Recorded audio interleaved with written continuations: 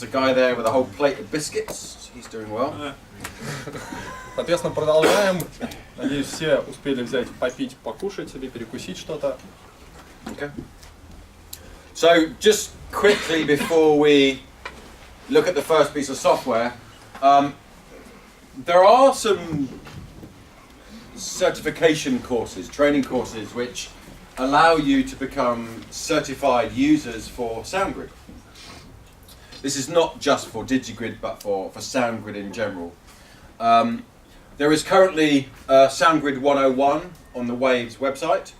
SoundGrid 201 and 301 are coming later this year, but it allows you to test yourself and make sure that you understand everything that we've talked about, and at the end of it, once you've done the course, you get a certificate that you can frame and put on the wall next to your cycling proficiency or whatever else that you do. So yeah, it's worth just going on the Waves website, maybe later while it's still fresh, and just having a look and seeing if you can answer the questions. And if you get them right, you get a certificate and you can be proud of yourself. So, Соответственно, для любителей коллекционировать сертификаты различные есть три онлайн, на данный момент есть один онлайн-курс на сайте Waves, это SoundGrid 101. Соответственно, при прохождении этого курса там есть тест, и его можно пройти. В случае удачного прохождения вам дадут возможность распечатать сертификат, повесить его себе в рамочку и радоваться тому, какой вы умный. Вот. В этом году будут выпущены также еще два более сложных курса. Это SoundGrid 202 и SoundGrid 303. Вот. Это более углубленные курсы. 201 301. 201 301? Не важно. 201, да, и 301. it took me 2 goes to get it right, so if you don't pass first time, don't worry. Соответственно, Дену для прохождения SoundGrid 101 пришлось проходить его 2 раза. То есть с первой попытки он не справился, так что не волнуйтесь, если у вас тоже с первого раза не получится. So, we're going to quickly have a look at the first bit of software on the screen here, and then we're going to flip over and we're going to just run through the setup, how it works, and show you and demonstrate the functions in a studio sense, what the I/O and the server can do. Соответственно, теперь мы переходим именно к программным пакетам, которыми можно управлять этим железом, которое мы уже обсудили. Начнем мы с SoundGrid Studio. Сначала мы сейчас по презентации чуть-чуть пробежимся, после чего переключимся на экран уже реальной системы и посмотрим, как настроить, как запустить SoundGrid Studio. So, it is the host software for setting up a studio-based system. And it really gives us 2 functions. It gives us I/O, maybe 3 functions. I was never very good at maths. It gives us our I/O. We looked at the way that we could connect up a system. It gives us the DSP for running plugins. And it gives us low latency monitoring. Does everybody understand what low latency monitoring means? Соответственно, 3 вещи, которые можно делать в SoundGrid Studio. Первое – это входы-выходы, соответственно, получать сигналы, отправлять сигналы. Второе – это, собственно, обработка сигналов на сервере. И третья возможность, которая именно позволяет SoundGrid Studio, это возможность мониторинга сигналов с низкой задержкой. То есть всем понятно, что такое мониторинг сигналов с низкой задержкой и почему это важно именно в студии. Everyone's cool with the concept of low latency monitoring and why we need it? Yeah? Good. So, I'm not actually going to... I'm just going to have a quick look. I don't want to bore you by talking about all of this because I think it'd be much more interesting to show you. So I'm just going to see what we need here. Тут всякая неважная штука написана. I think what we'll do is... here we go. Right. Соответственно, первую часть презентации мы решили, что все, хватит. Давайте реальное железо трогать.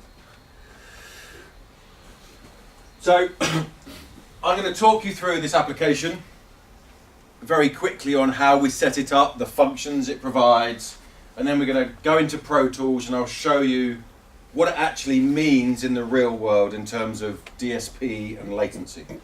Соответственно, сейчас мы быстренько вот настроим нашу систему в SoundGrid Studio, после чего переключимся на Pro Tools и посмотрим на практике, то есть то, что, я думаю, всем плюс-минус знакомо, как это будет выглядеть в Pro Tools, что нам позволяет именно технология использования, так скажем, мониторинга с низкой задержкой. So, this interface is your setup interface for a studio or recording application.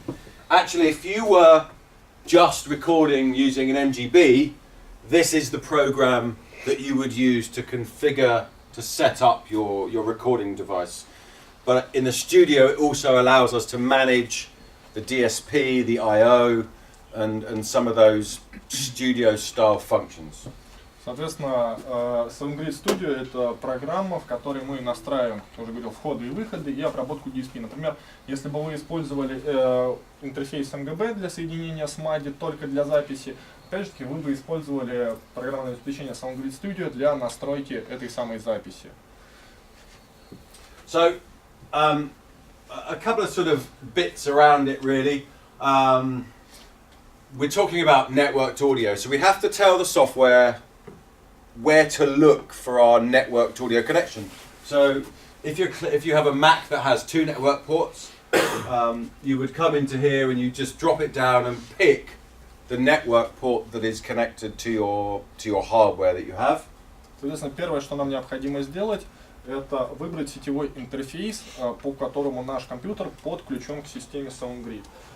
Для этого вот есть раздел Network Port, там есть такой дроп-лист, в котором мы, собственно, выбираем ту сетевую карту, которая используется в системе SoundGrid. Settings for how we're going to clock the system, so whether we are going to slave our hardware to a system. If we're recording off a MADI device, generally your console would be clock master, and we're going to clock our recording system to that incoming MADI. So we have controls over how we're going to clock our system and the sample rate that we're going to run. Соответственно, следующая важная настройка — это выбор клока, то есть откуда мы будем получать сигнал клок. Сейчас у нас выставлена мастер, то есть система клочится сама, SoundGrid сервер ее будет клочить.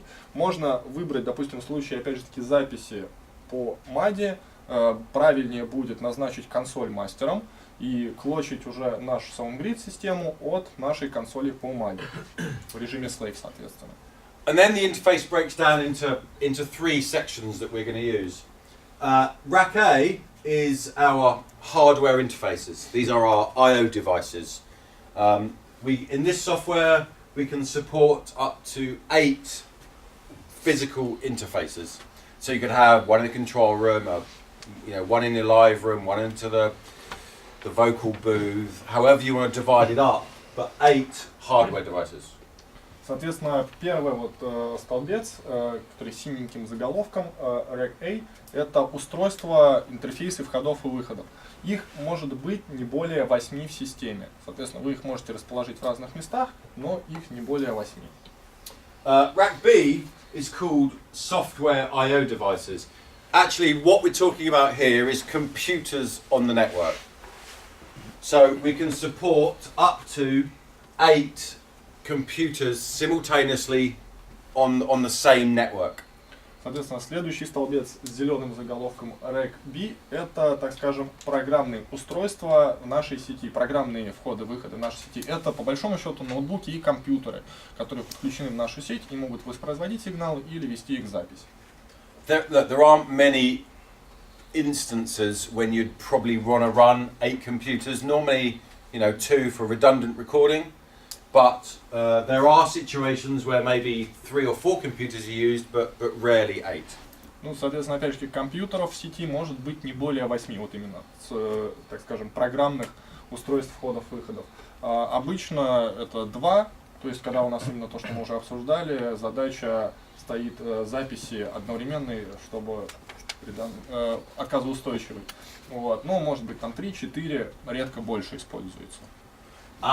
And then we have our DSP, which is a network computer, essentially, an Intel server on the network. So in this servers column, we have our server inside our iOS unit that is identified here. Ну, соответственно, дальше у нас идет столбец с серверами, которого оранжевый заголовок. Там будут отображаться устройства, которые имеют функционал сервера в системе SoundGrid, то есть которые обладают способностью обрабатывать сигналы. Ну, вот, например, у нас там сейчас числится наш SoundGrid сервер. And at the moment, this control section doesn't do anything. In the future, we will have fader controllers that work within this environment, but at the moment, this part doesn't do anything. Соответственно, последующий столбец под названием Control на текущий момент еще не реализован в аппаратных устройствах, поэтому ничего не делает. Но в будущем планируется выпуск устройств там с фейдерами, с какими-то элементами управления, который будет нативно подключаться к этой системе и позволять управлять ей. Every hardware device that we connect has a control panel that allows us to, manage the device, update the firmware, and change the settings. So this is the IOX control panel. We have a microphone plugged in at the moment, so we can adjust our gains. We can see our headphone outputs. We can change the clocking of the unit. So every hardware device, each of these, will have its own control panel that allows you to control it. Ну, соответственно, все интерфейсы входа-выходов, вот те, которые находятся в синеньком столбе, имеют вот такой интерфейс, такое окошко настройки его. Здесь мы можем управлять, вот, например, для IOX, управлять преампами на входах, управлять, соответственно, клоком этого устройства и мониторить уровень, который идет у нас на выходы мониторинга. So that's the setup tab, and actually, for the most part, once you've set this up, you never really need to go back and look at it again. You can get to the control panels for doing gains, but the setup is really just defining your hardware setup. Ну, соответственно, вот сама настройка, то есть приведение системы в работоспособное состояние, оно закончилось в тот момент, когда вы все подключили, оно само нашлось и все работает. Вот. Дальше, ну, то есть, возможно, вам придется сюда вернуться для того, чтобы подстроить гейны и прочее. Вот. Но в целом настройка системы максимально упрощена. The patch panel allows us to access all of the I/O on all of the units we have, and we can cross-point patch any input to any output, and that includes the computers. So if we had a setup where we take a switch in the middle, I'll try and draw this big so everybody can see. If we had, our computer here, and we have I/O devices connected to the network, we can take any physical input and route that to any output. And that includes sending it to computers. The output of a computer can then get sent in any direction. So this really is a great big cross-point router for every device on the network. Ну, на самом деле, вот вкладка патч, я думаю, большинство из вас знакомы с таким матричным патчем. То есть здесь у нас будут отображаться все устройства, которые есть в системе, все аппаратные устройства, все компьютеры, которые у нас подключены к системе. И здесь просто, щелкая на пересечение входа и выхода, мы можем отправлять любой сигнал в любое место нашей системы. Я думаю, тут все достаточно просто. Большинство из вас, скорее всего, знакомы и работали с подобными интерфейсами. Okay. And then the third tab on the left-hand side is a mixer tab. Part of having the DSP on the system in this studio-style setup gives us an 8x8 mixer, a virtual mixer, which we can bring any signal into, process it using plugins in real time, and send it back out to any output on the system. And this allows us to do low latency monitoring, tracking through plugins, just general simple mixing functions on the network. Ну и, соответственно, вкладочка «Миксер» — это особая вкладка. Она есть, если в системе присутствует устройство типа сервер, и оно позволяет производить какую-то простую обработку, причем не только простую, в смысле в том, что можно и эффекты сюда повесить, и плагины, и уровень там выставить, и какую-то панировку сделать. Но идея в том, что это не заходит никуда, кроме самого сервера. То есть оно не управляется у вас там ни на компьютер какой-то не приходит никуда, кроме. То есть это именно то, что позволяет сделать получить низкую задержку при мониторинге, какие-то сигналы, которые хочется обработать с минимальной задержкой в системе. Если мы это хотим делать, мы делаем именно на этой вкладке.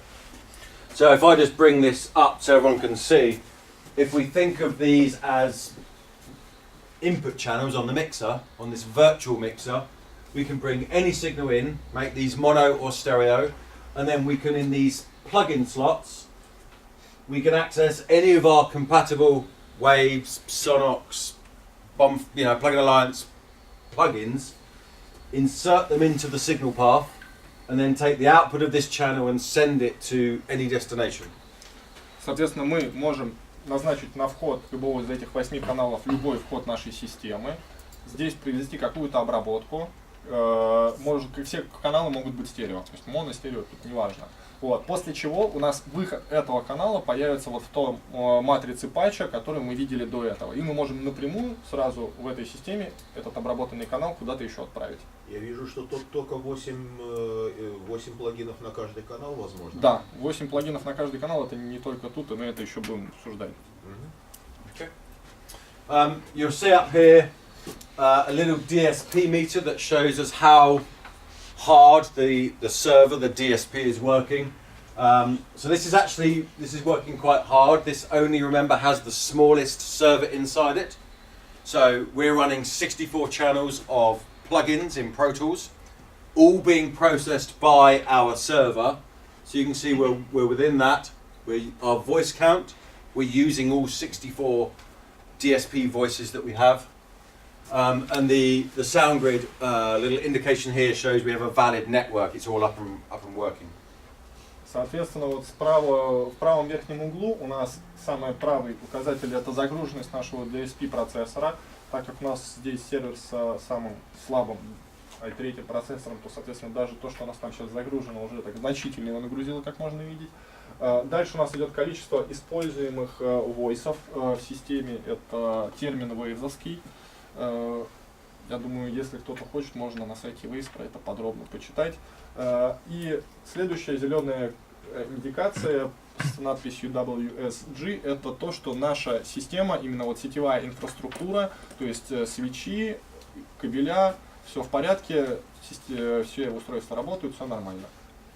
And all of the setups in here, whether it's the patch, the way this mixer is set up, which hardware is configured, can all be saved and recalled in different sessions. So you could have, a whole set of different hardware, and depending on what you're doing, whether you're tracking, whether you're mixing, you can recall different setups, and have different functions on it. Соответственно, все настройки, которые здесь воспроизведены, можно сохранить в пресет и потом по необходимости его вызывать. То есть для разных случаев, допустим, это там запись у вас будет один пресет, там обработка другой пресет, вы просто загружаете его, и нет необходимости повторно что-то настраивать, если это уже было когда-то настроено и сохранено.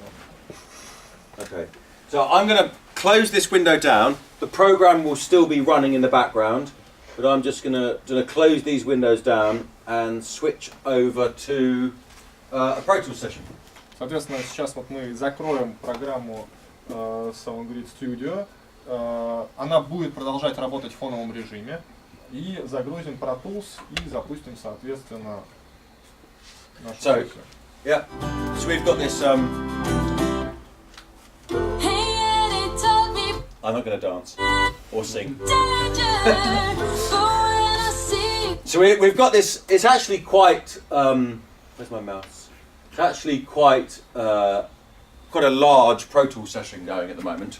Ну, то есть, вот вы видели, что у нас был достаточно сильно загружен сервер. На самом деле, вот что его грузило, Pro Tools уже работал, соответственно, плагины были загружены. У нас тут достаточно большая сессия с обработками, со всем. То есть, оно нормально работает. So, in your DAW, whether it's Logic or Cubase or Nuendo or Pro Tools, you pick Wave SoundGrid as your I/O device, as your playback engine. And that allows you to access the hardware, and it allows you to access the DSP. Ну, соответственно, в Pro Tools или в какой-либо другой системе, которую вы используете, вы выбираете в качестве playback, карты, так скажем, звуковой Waves SoundGrid, настраивать там, если есть необходимость, количество сэмплов и прочие настройки, я думаю, с которыми, опять же, большинство, скорее всего, знакомы. и в этом случае вы можете использовать ваш DO-систему в системе SoundGrid. So I want to quickly just explain the signal flow through the system, because when I show you the trick that we do to remove latency and to offload the DSP, I think it's quite helpful to see this drawing as to what we're actually doing. Соответственно, сейчас вот Дэн будет рисовать, как именно работает система уменьшения задержки, вот то, что называется мониторинг с низкой задержкой, просто различных сигналов с низкой задержкой. Мы нарисуем то, как идет сигнал из точки входа его на точке выхода, и что именно необходимо сделать, что можно сделать, чтобы уменьшить эту задержку. So, we've got our DAW on this side, Pro Tools, Logic, Cubase, whatever, and we all understand there is a buffer in terms of getting the audio in and out of your recording system, and that buffer adds latency. This is a problem, I suppose, for people who are tracking, doing overdubs. This latency is your enemy. Ну, соответственно, как мне уже задавали вопросы, я сейчас вот для всех скажу. На самом деле, когда вы имеете интерфейс из одного цифрового сигнала в другой цифровой сигнал, там всегда есть буфер. Это принципиально в цифровой обработке, с цифровой маршрутизацией сигнала.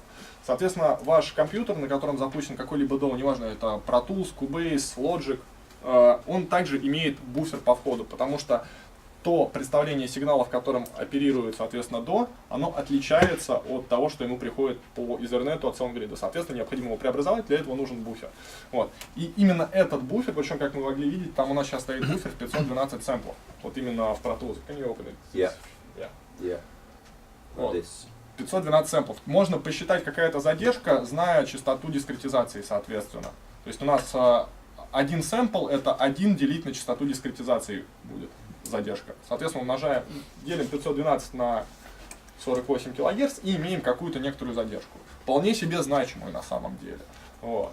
Можно, конечно, уменьшать количество сэмплов на входе до, но те, кто достаточно долго уже работал с такими системами, они знают, что это приводит к менее стабильной работе системы. Потому что буфер это именно то, что спасает, когда у нас там пакет не дошел, еще что-то случилось, мы можем за счет буфера это восполнить и никаких проблем не будет. Если мы буфер уменьшаем, мы ухудшаем стабильность системы. Вот. Что же можно сделать, чтобы выкинуть эту часть, эту задержку из нашего тракта обработки сигналов? It's funny doing translation, because I say 3 words and he speaks for 5 minutes. Да, переводы я всегда очень интересно перевожу, то есть он там что-то сказал на 3 слова, я постарался, надеюсь, никого не обидел, потому что я чуть более расшифровал, почему это есть и что этого не избежать просто физически. Литературный перевод. Ну да, такой свободный. Okay, so he's explained the difference of latency and samples and reduce the buffer and all that, yeah? Is that what you're right? My Russian's no. So this piece of software that we're talking about here, I'll try and write nice and big, SoundGrid Studio. It sits between, the physical world, A to Ds, D to As, and your DAW. It's like an extra piece of software in the middle. Ну, то есть вот система SoundGrid, она находится между нашими аналоговыми там входами, AES входами, выходами и различными другими интерфейсами и нашей DAW-системой с ее буфером. То есть вот мы можем рассматривать систему SoundGrid как еще одну вот какую-то задержку, то есть со своими преобразованиями, со своими буферами внутри. So when we're recording, we patch the signal, and it's patched inside SoundGrid Studio. And it passes through the software, through your normal buffer, and you record it in Pro Tools or Logic.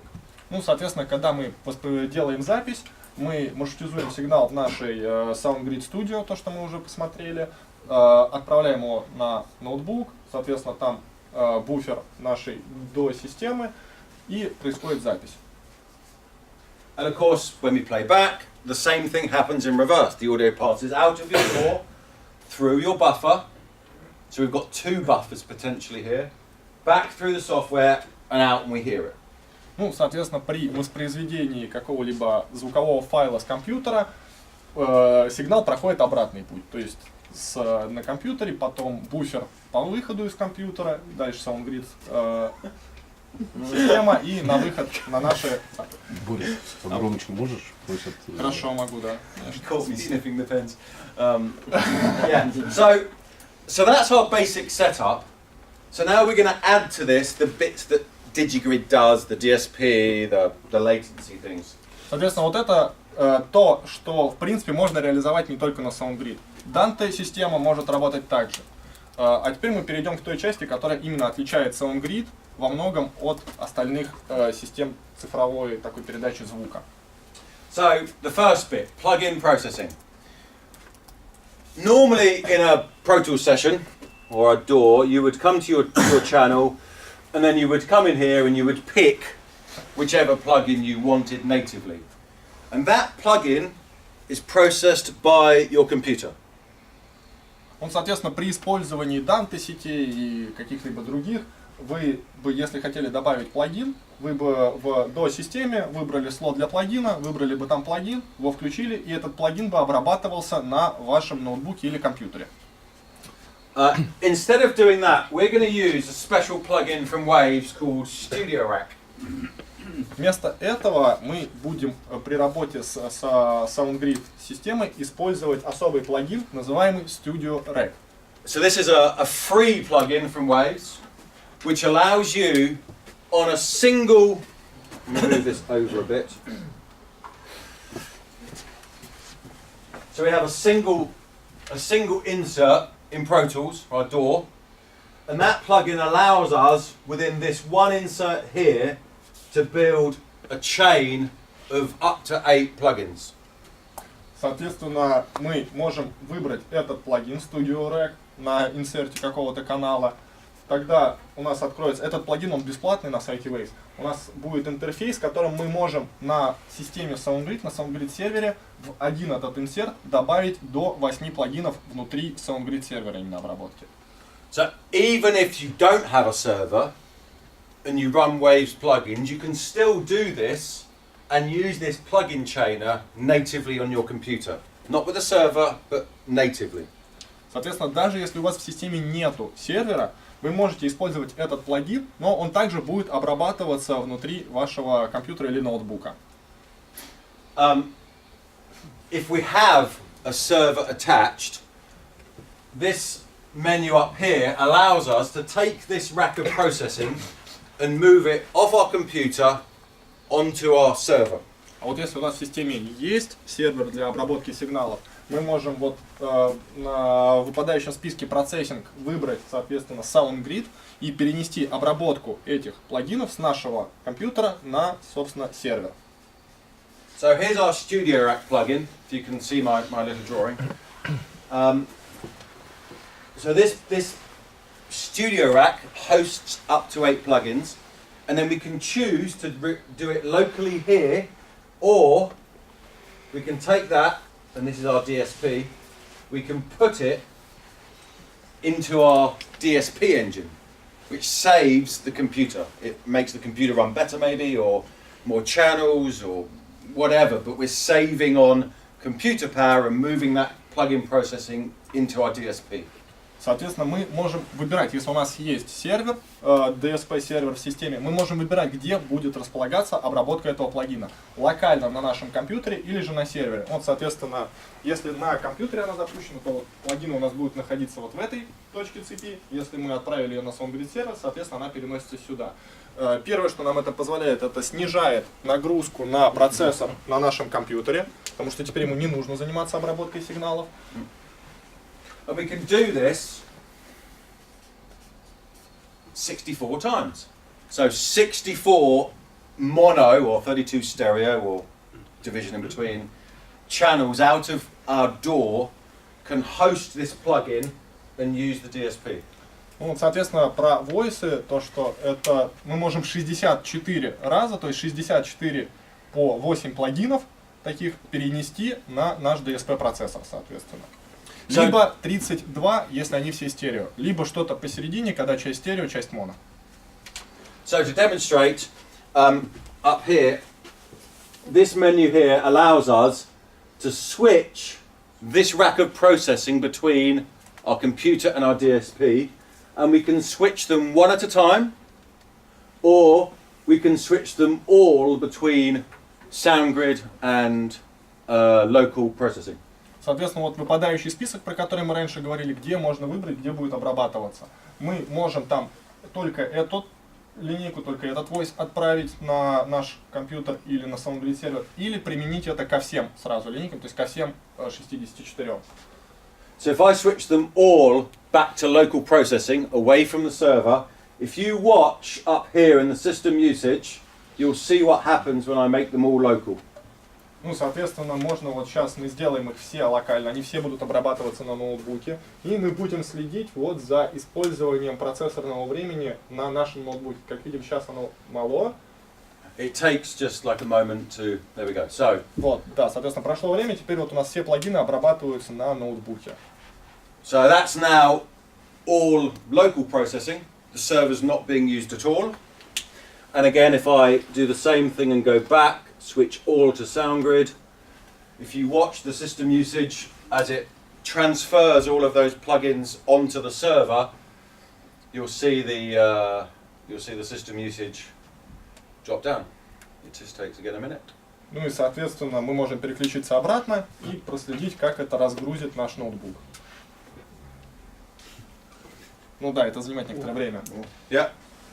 So that's quite a good thing. Now, everybody know UA Apollo? Ну, People heard of UA Apollo? Does a similar thing, offloads DSP. But what happens if your Apollo is not connected? соответственно, все, большинство, я надеюсь, опять же, знакомы с оборудованием компании Universal Acoustics, у них есть Apollo линейка, которая как раз таки это и делает. Это внешний DSP-процессор, который также разгружает компьютер. Если те, кто с ним работал, что происходит с системой Apollo, если ее отключить? Продолжает работать, если на ней обработка все настроена. Не, вот если я имею в виду витуху выдернуть. Вот. So, no Apollo connected means no DSP, means no plugins. Yeah? If you take this session without the DSP connected and open it up, it will automatically convert all of your SoundGrid DSP here back to local, which means you still can work. And when you reconnect the DSP, you can just convert them all back with this menu back to SoundGrid.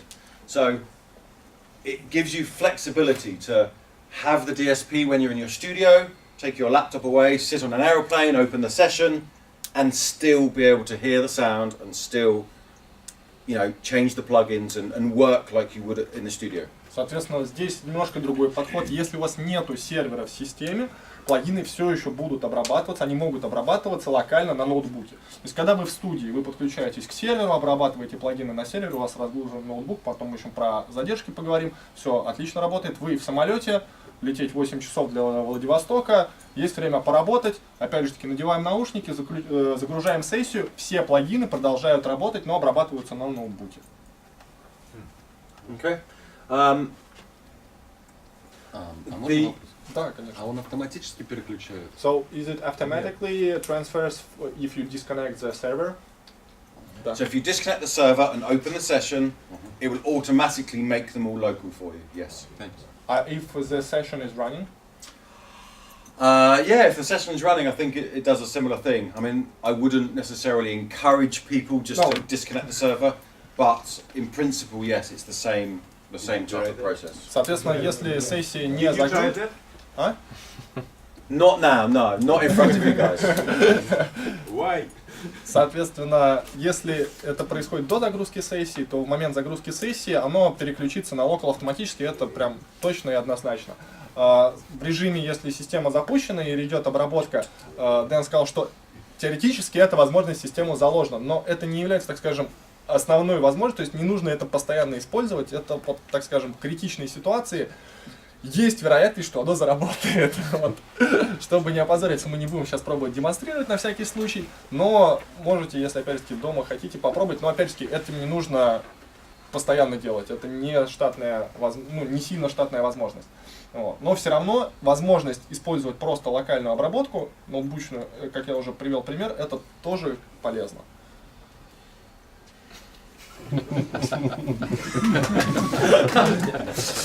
Вот, что он делал, пока я говорил? So the other part of this, we've done the plug-in DSP part of it. The other thing is about latency. We've talked about latency, and I'm going to try and there we go. So you can all now hear the latency between me speaking and what's coming out of speakers. And if you try and sing along to something like that, actually it becomes impossible to sing in time. I mean, half the singers we worked with couldn't sing in time anyway, but this just makes it worse. So you can hear very clearly the latency we have.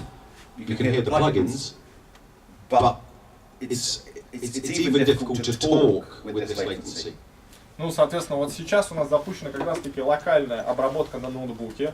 И вот он говорит на микрофон, мы слышим, там есть плагины, там есть ревер, компрессор, что-то еще, но кроме этого мы слышим четкую задержку. И для вокалиста, если ему придет такой сигнал в мониторе, да, петь будет, мягко говоря, некомфортно.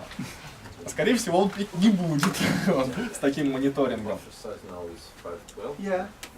Вот, это да, у нас буфер сейчас стоит 512 сэмплов. Да, это достаточно большой буфер, но он, во-первых, это является стандартным буфером для софтовых систем, потому что это точно стабильный буфер. Может, 12 миллисекунд туда и обратно. Да, то есть у нас получается там 25 миллисекунд, ну плюс еще SoundGrid. То есть, там... I have a large buffer to make the problem worse, to try and highlight how the change is. Of course, in the real world, you would reduce your buffer to the smallest you could get away with. But if your session is very big, you still have to have a good buffer. There is a trade-off, a relationship in that. Соответственно, да, в реальном мире, если мы обрабатываем на ноутбуке, мы минимально ставим возможно, минимально то, что взлетает, вот, но, опять же таки, там все зависит от размера сессии, от возможностей компьютера и многих других факторов. You're laughing, but every pen smells different. Every different color smells different. Вот. Знаете, да, поговорку, что на вкус все фломастеры разные, но Дэн говорит, что на запах они тоже все разные.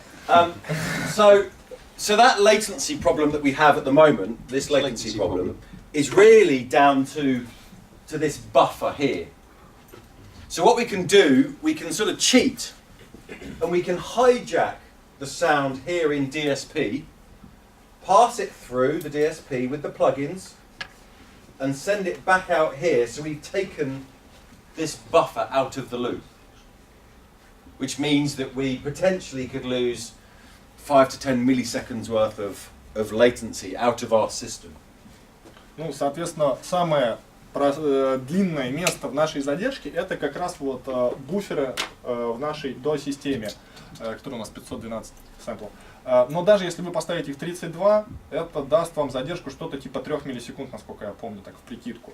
Вот. Мы можем спокойно убрать эту задержку, если перенесем нашу обработку, вот как Дэн нарисовал, с правой части чертежа влево. So, actually, in practice, one button will make that change for us. So over here on the software, if I change this where it's green playback, from playback to input. There we go. So now, one button press, I have virtually no latency, and passing through the plugins in the same way. And again, I can do this for 64 simultaneous inputs. Actually, I can link all of these together and do one button press and do this for 64 simultaneous inputs. So again, the difference of no latency and where is it? There it is. And latency. So it's pretty easy to operate. I haven't had to. I hate latency. I haven't had to go to my mixer here. I haven't had to go and leave Pro Tools or Logic to make these changes. Within my plugin window, within my DAW environment, one button press allows me to remove all of this latency and do direct real-time monitoring with plugins in line. Yes? В данном случае обрабатывается на сервере. Да. во всех случаях, то есть что когда обрабатывается вход, что когда обрабатывается выход. Давайте я понял ваш вопрос. Это вопрос. Я сейчас можно перейду эту часть, а потом задам вопрос. Просто у меня в голове не очень большой буфер. Соответственно, переключаться, вот это мы сейчас показываем именно то, что называется low latency monitoring, то есть мониторинг с низкой задержкой. Переключаться можно вот одной кнопкой внутри. 64 канала таким образом можно перенести на сервер и, соответственно, получить слышимую разницу. Я думаю, все ее слышали, вот, когда Дэн показывал примеры. So, Dan, the question was, does it always process it on the server because you have processing sound grid on, or is it processing on the laptop when the input is not pushed? No. So if this is in local mode, the processing is always on the computer. If I'm in SoundGrid mode here, this processing is always on the server. This input playback switch here Available only in this. only available in SoundGrid mode because we have to have the audio in DSP before we can hijack it here and defeat the latency.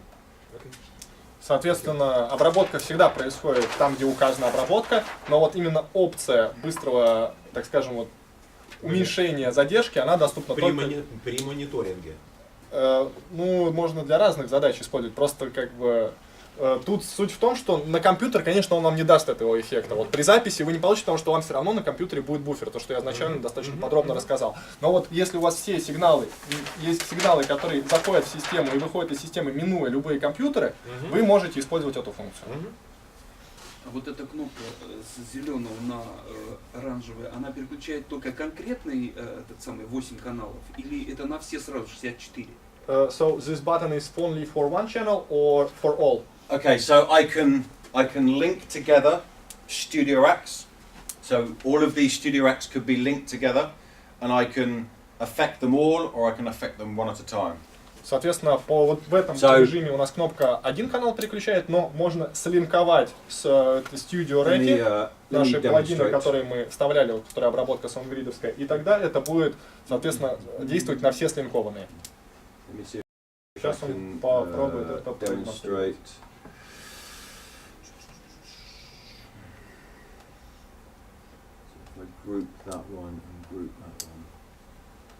То есть создается группа? Да, то есть там есть такая кнопочка grip, именно вот линковки вот этой части, то есть мониторинга, и тогда эта кнопка будет за те, которые вы включите в эту линковку, соответственно. So grouping together studio racks allows you to affect that button across multiple racks at the same time.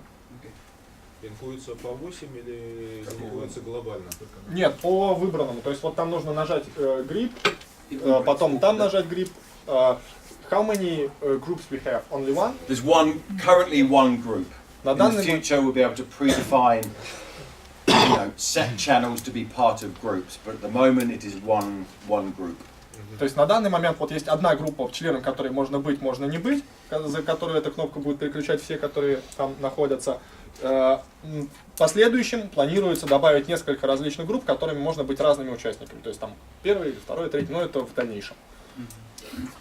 And there are some other functions in here. If we're creating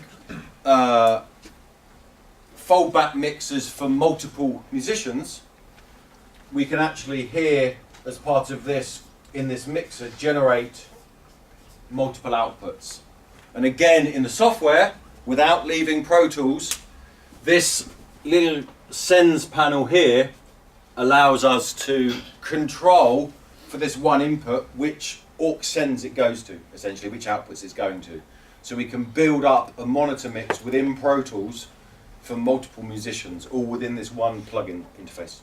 Ну и, соответственно, прямо не выходя из Pro Tools, мы все это время находились в Pro Tools, и все эти настройки, они доступны просто на расстоянии одного клика.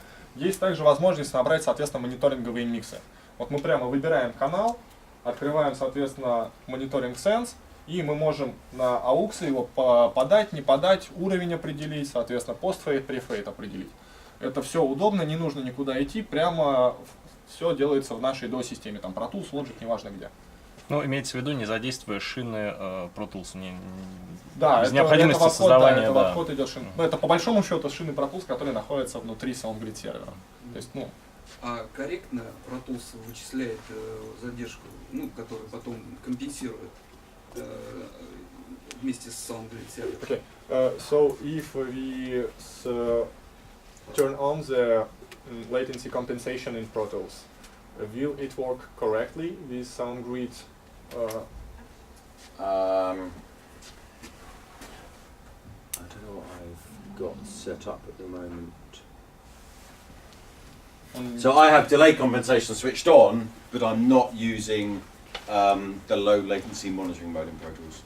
But yes, compensation is switched on because when we process audio here, there is a little bit of extra latency getting audio to and from the server, but we can compensate for that in Pro Tools. So it does all internal delay compensation just as normal, because it communicates with the server about how much latency we're adding.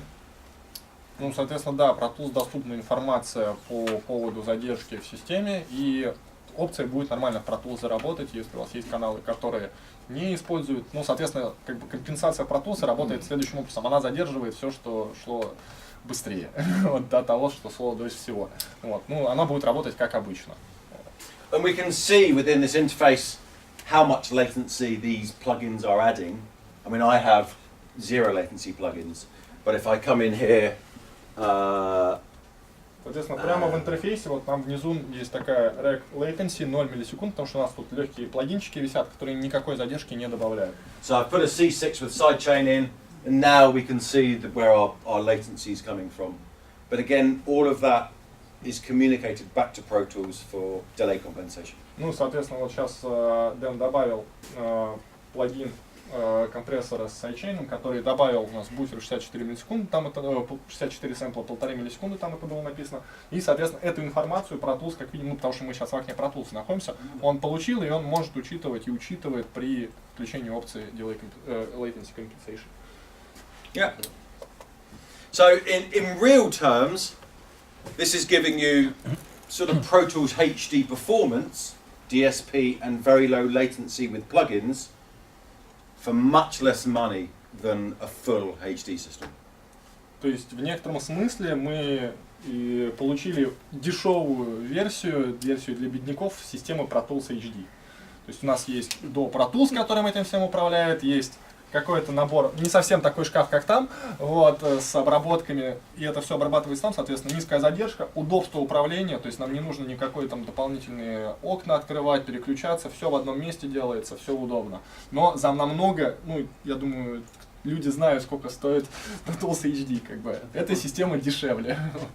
I mean, the reason everybody bought Pro Tools HD 20 years ago, or Pro Tools TDM or Mix at the time, was not, it was partly about plugins, but it was about latency. And even today, people buy HD systems not necessarily for the plugin processing, because your computer can process thousands of plugins, but it's about latency. Tracking large number of channels with minimal latency. And that's what this offers. Ну, то есть, опять же, нужно понимать, что все эти DSP-платформы, и когда они только начали появляться, и сейчас, они не столько выигрывают в количестве запущенных плагинов. Потому что, ну, на практике могу сказать, что я могу собрать компьютер на процессоре каком-нибудь Xeon, на котором я запущу точно больше плагинов, чем любой сервер, присутствующих на рынке DSP-шных, сможет потянуть. Это больше по поводу именно задержки. То есть, вот персональные компьютеры и ноутбуки, они не рассчитаны на работу с низкой задержкой. Они не реал-тайм системы. Там не реал-тайм операционная система. Ну, то есть это не система реального времени. В другое же время вот именно DSP-платформы позволяют достичь минимальной задержки и убрать вот, ну, то есть добавить обработку в мониторинговую линию. То, что не очень желательно делать на компьютере, потому что если опять же туда повесить несколько таких, то там с 5-10 миллисекунд уже вокалист вам скажет, что нет, хватит. Ну и нужно опять же таки помнить, что если у вас какие-то цифровые радиомикрофоны, то это опять же таки задержка, там пульт тоже задержка, то есть это все, тут битва идет реально за каждую миллисекунду. Yes, yes. So before we leave the little studio part and move on to the next piece of software, does anybody have any questions, comments, things they want to know? Ну, соответственно, мы закончили часть про SoundGrid Studio, то есть про настройку входов, выходов и, так скажем, уменьшение задержки и снятие нагрузки с нашего процессора на ноутбуке. Есть ли какие-то вопросы по этой части? Окей. Поэтому сейчас перерыв делать не будем, тут можем продолжать.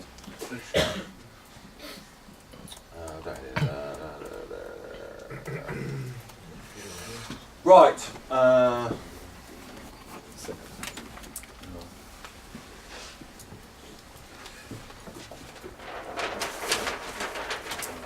So we're going to move away from studio side a bit and move towards live, which is probably where most of you live anyway. And we're going to look at the first of two applications. This one is actually, I think, the easiest, simplest one to sort of get your head around. Some of you might already know it, but I think for everyone else it's not going to take very long. Соответственно, перейдем немножко к более живым, так скажем, применениям. Waves Multirec. Думаю, некоторые из вас уже знакомы с этим программным обеспечением, некоторые работали.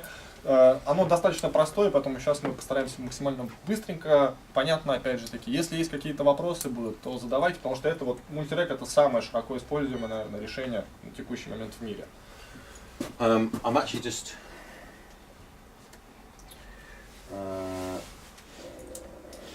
right. So the idea with multi-rack is we're going to use the same hardware, the same DSP, the same I/O as essentially a real-time effects rack. This is not part of a DAW, a Logic or a Cubase or system. It's not a mixing system, it's literally just a real-time effects rack. Ну, соответственно, на том же самом аппаратной, так скажем, части, то есть никаких перестановок, переподключений не требуется. Мы будем использовать систему SoundGrid, а именно SoundGrid сервера, в качестве обработки реального времени. То есть вот, просто у нас будет трек с эффектами какой-то, вне, так скажем, до консоли, без Pro Tools, без всего, просто вот трек с эффектами, куда мы можем послать сигналы на нашей консоли, обработать, вернуть. То есть то, что используется именно в лайв, когда нам нужны плагины, чтобы не возить с собой огромные шкафы с аналоговой обработкой. I love this. It's so funny. Right. So the easiest way that I can sort of describe this is think of a big empty flight case. And in this flight case, you're going to bolt in devices, you know, a DBX160 or an H3000 or whatever, and then you're going to do some cabling, inputs and outputs, and it sits there as a standalone real-time effects processor. Ну, представьте себе вот этот вот шкаф с обработкой аналоговой. По большому счету мы будем делать то же самое. Мы во flight case вкрутим какие-то эффекты, обработку, как-то их соединим пачкабелями и будем потом возить с собой, если он нам нужен. И в него втыкаться, и там будет происходить обработка. So, using our DSP, we're going to build a series of racks. So this is the DSP. And then we're, from the network, going to have some inputs. And then from the network outputs, we're going to have some audio coming out. То есть вот в DSP процессоре будет располагаться как раз наш этот трек с эффектами, а SoundGrid нам будет предоставлять возможность подключения к нему входов и выходов. Okay. This part in the middle is your SoundGrid server. Соответственно, вот красное это как раз наш SoundGrid сервер. And then the inputs and the outputs can come from any of our networked I/O devices. I would say mostly in live, it's probably going to be one of these. So high channel count, digital connection between a DiGiGo or a whatever, an Al Heath or a Yamaha. But it's going to be networked input through the server and back out again. Соответственно, в качестве инпутов и аутпутов могут использоваться все те решения, про которые мы уже поговорили, аппаратные. Чаще всего в лайве используются либо нативные карточки, которые с пульта сразу могут раздать в SoundGrid систему, либо вот MDB, который позволяет по MADI получить сигналы, их обработать и вернуть назад. Okay. Latency-wise, we're exactly the same. It's the same hardware, the same server. So we have a minimal latency of 0.8 milliseconds sort of through this channel. As we add plugins, as you saw, the C6 added 1.5 milliseconds, another 64 samples. You may add latency through your plugin choice, but your basic input-output latency through this system is 0.8 milliseconds. Соответственно, так скажем, базовое значение задержки это 0,8 миллисекунд. Это то, что у нас в самой системе зашито. Если вы будете добавлять какие-то плагины особо толстые, жирные, да, то эта задержка может увеличиться. Вот как мы наблюдали, когда добавили компрессор с iChain, там у нас еще один буфер появился на 64 сэмпла, соответственно, задержка выросла. Вот. Она будет приплюсовываться к вот этим 0,8 миллисекунд. So I think the easiest way of doing this, is it number one? Is just to run you through the setup. This is actually, if I can do it, it's very easy. It's very, very simple to use. Соответственно, сейчас мы быстренько пробежимся вот по тому, как именно настраивается мультирек. Раз с этим справился Дэн, то вы все тоже справитесь. So the first thing, like we did on the other bit of software, is to tell it which network port on our computer we're using. Because, you know, the control, the PC, has to look at the server, look at the I/O and access it all and control it. So we're going to tell it which network port we're using. Соответственно, как и с SoundGrid Studio, нам необходимо выбрать сеть, именно сетевую карту, к которой у нас подключена система SoundGrid. And then there are two things that we have to set up. We have to tell the software which I/O devices we're using. We did it in the studio, we do the same thing here. We have a big choice of potential devices and we're going to tell it which ones we're using for inputs and outputs. Соответственно, дальше нам необходимо сообщить нашему серверу, какие входы на каких устройствах использовать в качестве входов на различные эффекты. И то же самое для выходов. То, что мы делали в матрице, допустим, на SoundGrid Studio. So in total we can have up to 4 I/O devices in this piece of software. Соответственно, здесь у нас может быть до 4 устройств входа, выхода суммарно вот, при использовании мультирека. Okay. So this is the inventory window. It's like our setup panel for choosing which hardware you're going to use. You know, defining your server that's on the system, maybe your backup server. We can run 2 servers for redundancy here. So this is on defining our hardware. Соответственно, вот окно inventory позволяет нам выбрать те устройства, которые мы будем использовать в этом мультиреке. Также тут можно выбрать второй, допустим, SoundGrid сервер в качестве запасного, да, в качестве резерва, если что-то с основным случится. Ну и назначить, соответственно, входы-выходы. So in the bottom section for our servers, we have one defined at the moment. If I were to connect a second server here, it would appear on this line and I would select it as server 2 and that gives me my redundant server. 2 servers does not mean double DSP. 2 servers means main server and backup server. Соответственно, если бы мы подключили второй сервер, он бы у нас вот во второй строчке появился, его можно было бы назначить ID 2. И нужно понимать, что 2 сервера в системе при использовании мультирека это не удвоение мощностей по количеству плагинов. Это только резервирование. То есть вы не получите в 2 раза больше плагинов, если добавить второй сервер. In the top section, the blue line here is multi-rack itself. That's always going to be there, and that's, if you like, our piece of software that's going to control these plugins. Соответственно, вот во второй строчке всегда, вот там, где у нас input-output devices, всегда находится мультирек. Это вот именно тот красный прямоугольник, который у нас в центре. У него, он всегда будет там, соответственно, он имеет свои входа-выхода. And the green line is our selected I/O device. Now, I only have 1 at the moment. But if I come into the software here and say I would like to use as number 2 my IOX, my D will be number 3, you can see it adds them in and then again allows me to access control panels, you know, all of the sort of devices and control panels that I would choose to work with. Ну, соответственно, мы можем вот подключить еще дополнительное устройство. То есть у нас сначала был только iOS, потом мы подключили iOX и iOD. Опять же, есть кнопка перехода в панель настроек каждого конкретного устройства, то, что мы уже видели. И, как видим, вот мультирек он спускается ниже, то есть все устройства, которые мы добавляем, они будут на дне.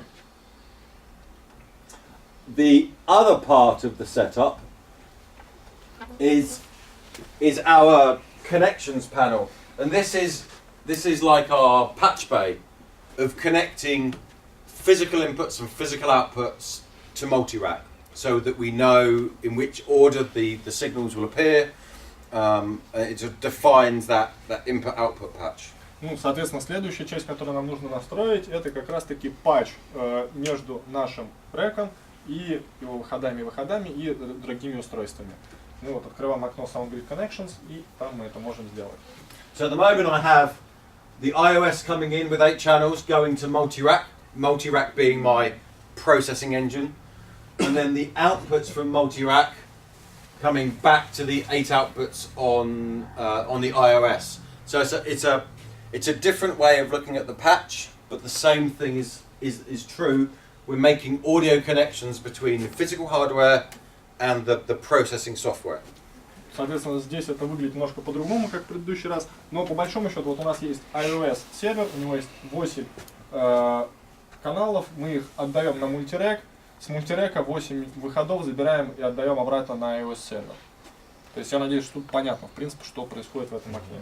So if I add 2 more in, I could say iOX inputs 1 to iOX to multi-rack. So let's have 8 inputs from the iOX, and that will go in from 9 to 16, and then from multi-rack back to the iOX, turn them, set my range, multi-rack 9 through to 12, whatever. So we have to sort of build these connections about these 4 inputs go to here in multi-rack, these 4 outputs from multi-rack go to this piece of hardware, and again it's something you set up once and forget because you've done it. It's easy.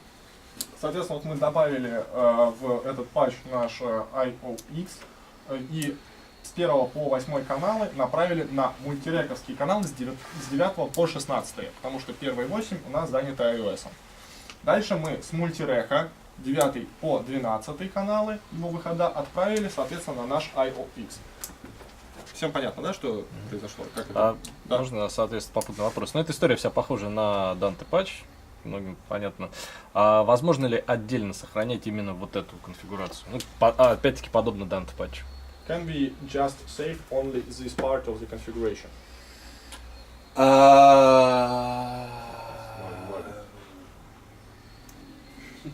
Можно и сохранить, подгрузить можно, конечно. Саша говорит, что можно.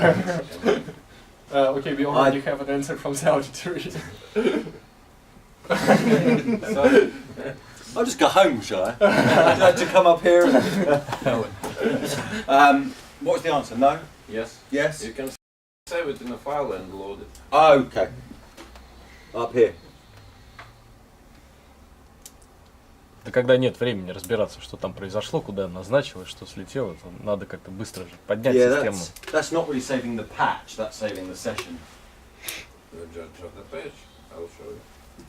Maybe you can hear. You're going to teach me? I'll try. I like your keyboard. It's got a yellow keyboard. It's just I know, I'm being funny. just We'll just wait a minute. Why don't you just come Может, да, может тут покажешь, come чтобы down. все видели.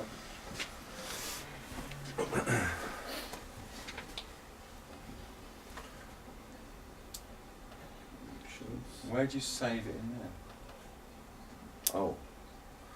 Maybe I'm wrong, and it is possible just on DiGiGo disk. It is definitely possible there. It used to be possible, but I think things have changed. The new software is different. Maybe I'm wrong. Yeah. Короче, раньше было лучше, раньше было можно, а теперь нельзя. There used to be a way of loading and saving these connection files, but actually it's not there anymore. Yeah, it was definitely there. I know. Just there. Будем на бумажку писать.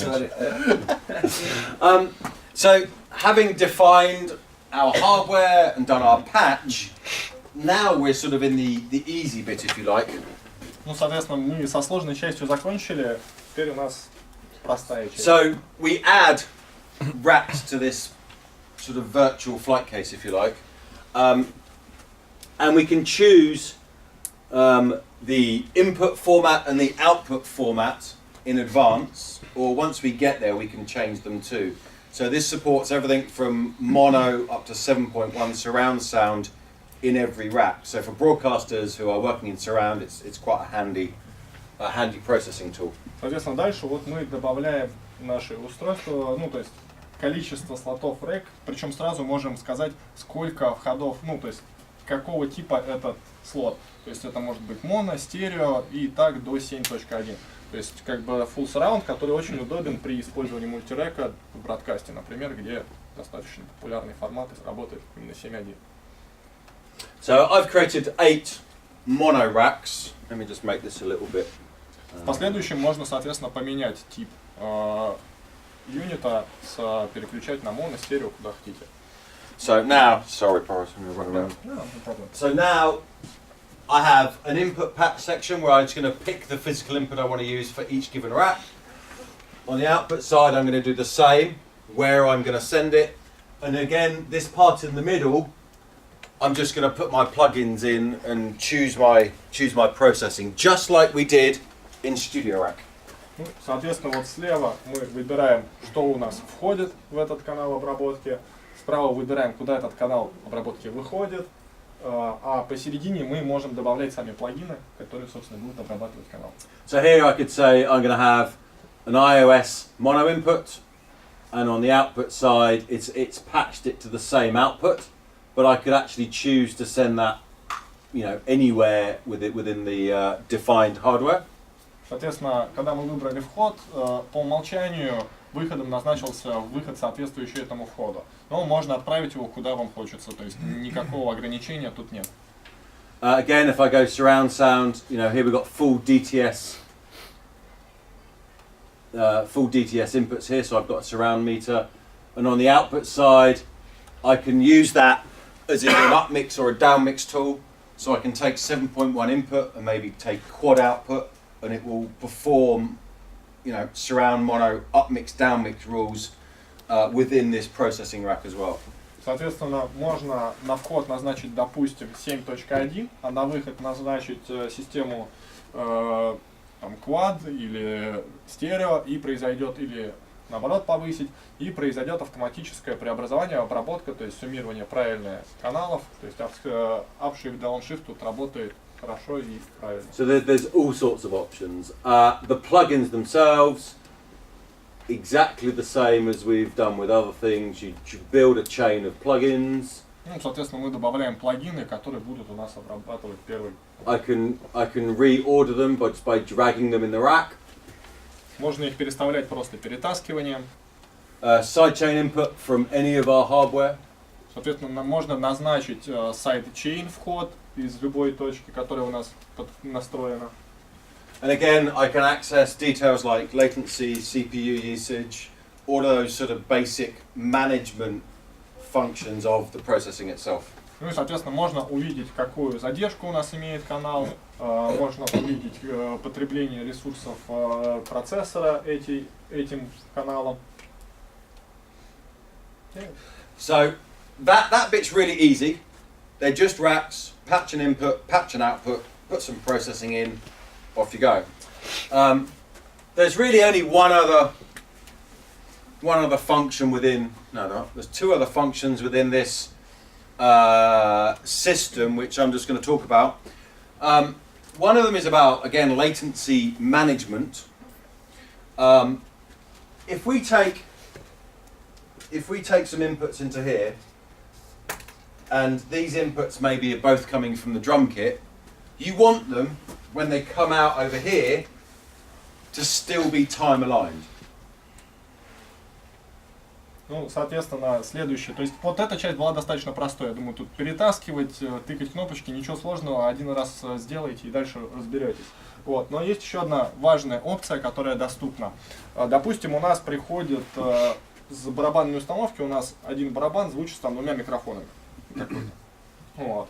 И мы хотим, обработка на этих микрофонных каналах мы хотим разное. Там разное количество устройств может быть в обработке, разное количество эффектов, разные сложности. Но при этом мы хотим, чтобы вот они у нас на входе были в какой-то фазе, да, мы хотим эту фазу сохранить, то есть чтобы задержка была одинаковая между этими 2 каналами. So you could put plugins here, maybe one plugin here. This could have, 1.5 milliseconds of latency, and this might not have any latency just by the choice of plugins that you make. Вот, соответственно, мы добавили разное количество плагинов, получили, что на верхнем канале у нас задержка 1,5 миллисекунды, на нижнем 0 миллисекунд. So what we can do in the software is tie these two racks together to force them to be time aligned.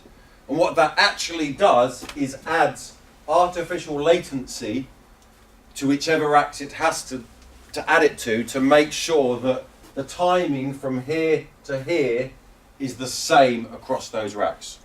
Соответственно, мы могли, конечно, вручную добавить задержку во вторую линию, да, и каждый раз ее переставлять, когда у нас что-то меняется в первом рэке или во втором. Но есть функция, которая позволяет, так скажем, связать 2 линейки между собой, так что сама система будет определять, какую линейку надо дозадержать, чтобы они всегда находились в одинаковой задержке. То есть в этом случае у нас программа сама определит, что нам нужно задержать вторую линейку на 1,5 миллисекунды. Соответственно, это делается в настройках групп. Там есть So I've opened up this this group window, and I'm going to call my first group drums, and I'm going to say automatically time align everything that's put into this group. Ну и, соответственно, вот мы создали группу с названием drums барабаны и назначили у нее latency group авто, то есть мы сказали программе, что необходимо автоматически дозадержать все каналы до одного времени. So now if I come into each of these racks and say I would like you to be in the drum group, I would like you to be in the drum group, let's do one more. Ну, соответственно, дальше нам необходимо всем линейкам, которые в этой группе, назначить эту группу.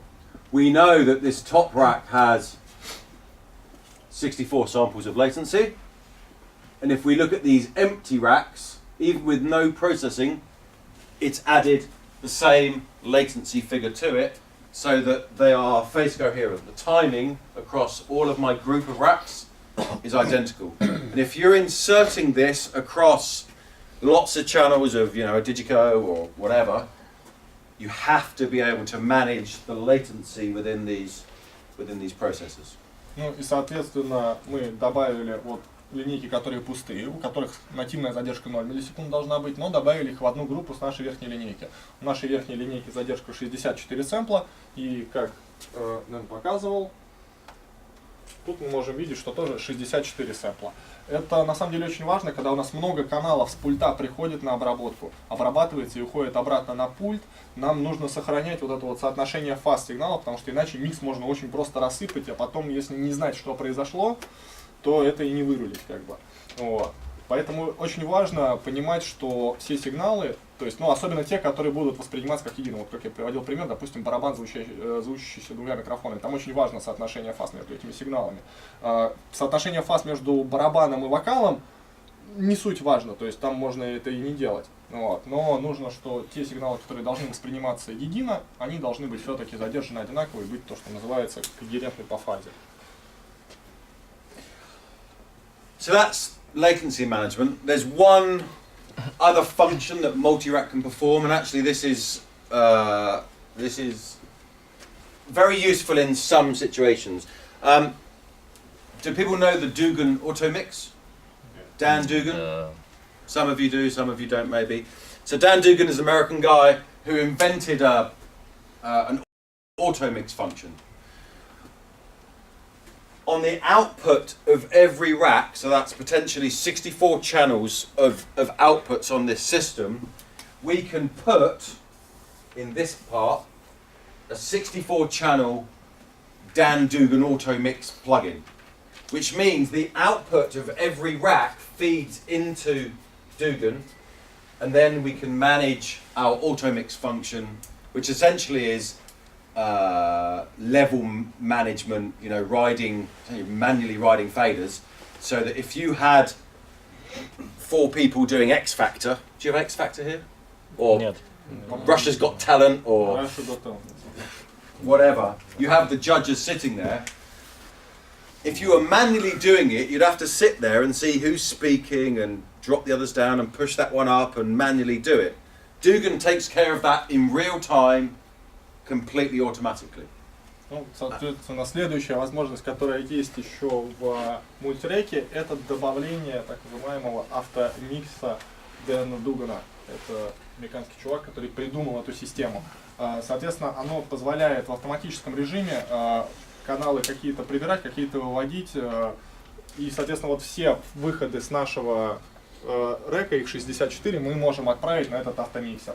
И, допустим, вот как привел пример Дэн, это у вас шоу «Голос», да, у вас там есть какие-то судьи с микрофонами, и вам нужно того судью, который говорит микрофон, его выводить, а остальных проверять, соответственно, чтобы у вас было меньше шума, опять же таки, какого-то дилея, может быть, у вас микрофон ловит одного судью, ловит другого судью, их нужно прибирать. Соответственно, именно это позволяет сделать этот автомиксер.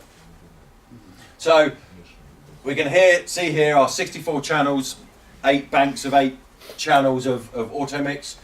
We can group them in groups of open mics, if you like. We can set priorities of microphones, so one has priority over another one. It's not for music auto mixing. This is really speech, lots of open microphones in front of a PA. It will very cleverly and quickly manage fader levels, essentially, as part of a mix, or, you know, an open mic sort of conference panel. So for conferences, game shows, anywhere where you have a group of people sitting, potentially all talking at the same time, Dugan is the best answer for making your life easy in managing those open microphones. Ну, соответственно, понятное дело, что эту автоматическую систему ни в коем случае не стоит применять в живых группах. Вот, там лучше все-таки микс самому рулить. Но если у вас много микрофонов, там типа конференция какая-то, опять же таки много микрофонов в зале перед PA-системой, и тут будет еще направление, если у вас много микрофонов в зале перед PA-системой, будет очень легко ее завести, потому что там есть такая штука, как суммарный гейн системы. Вот, если микрофонов много, то это хуже, то есть вы не можете их все усилить настолько, насколько могли бы усилить один микрофон. Вот. И Dugan это как раз таки лучшее решение для таких случаев, когда у нас идет речевой контент, и мы хотим быстро управлять микрофонами, когда они открываются, когда они закрываются в автоматическом режиме. Можно назначать там приоритеты, несколько групп, в которые микрофоны объединяются, и различные другие вещи. So, before we move on from multi-rack and talk about the last thing, does anybody have any comments, questions about this? Соответственно, есть ли какие-то вопросы по программному обеспечению мультирек? Вот как это у нас называется, система Dugan, да? Или как? Ну, вон там написано Dugan, Дэн Дуган, да. В чем разница между Dugan Автомикс и Dugan Speech? И с чем? Dugan Speech. Yeah, they renamed the bundle, didn't they, to Dugan What's the Speech. difference? Yeah. Нету разницы, они ее переименовали. Because Чтобы now, на музыку actually, ехали. buying that Dugan bundle puts Dugan not only on multi-rack, but as part of LV1, which we're going to look at now. So it is an add-on, but if you're in the game of doing, you know, game shows or conferences, really good for conferences. You know, 8 channels of traditional analog, you know, Dugan as a hardware box, probably cost you $5,000. This is 64 channels of it for a fraction of the cost. You know, it was really expensive as a hardware box, but you know, this is as good as you're going to get for a fraction of the cost.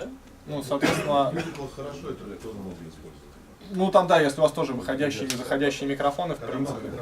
Ну да, да, да. Я вот использовал Musical. А, ну то есть именно чтобы предотвратить заводку, да, видимо? Да, да. А. Вычищает очень хорошо. Это То есть- плагин или это часть... Вот это в том числе часть мультирека. Есть также плагин, который можно использовать в LV1, в который мы сейчас перейдем. Вот LV1 это именно Dugan Speech это как раз плагин для LV1. А так это часть... Часть мультирека, вот она прям в мультиреке идет. А то есть в пакетах Waves она есть как За отдельные деньги. За отдельные деньги она идет, да? Да, отдельно, да. По-моему, у нас, по-моему, практически во всех бандлах, которые... $500. Ну, там, да. Окей. Ну, значит, да, то есть как плагин, подключаемый.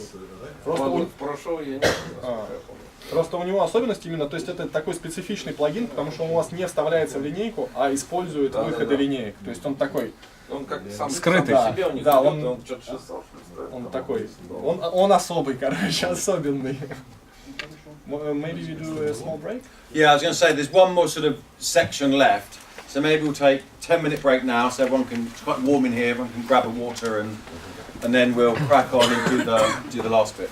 Soответственно, Is there any air conditioning control in here to turn it down?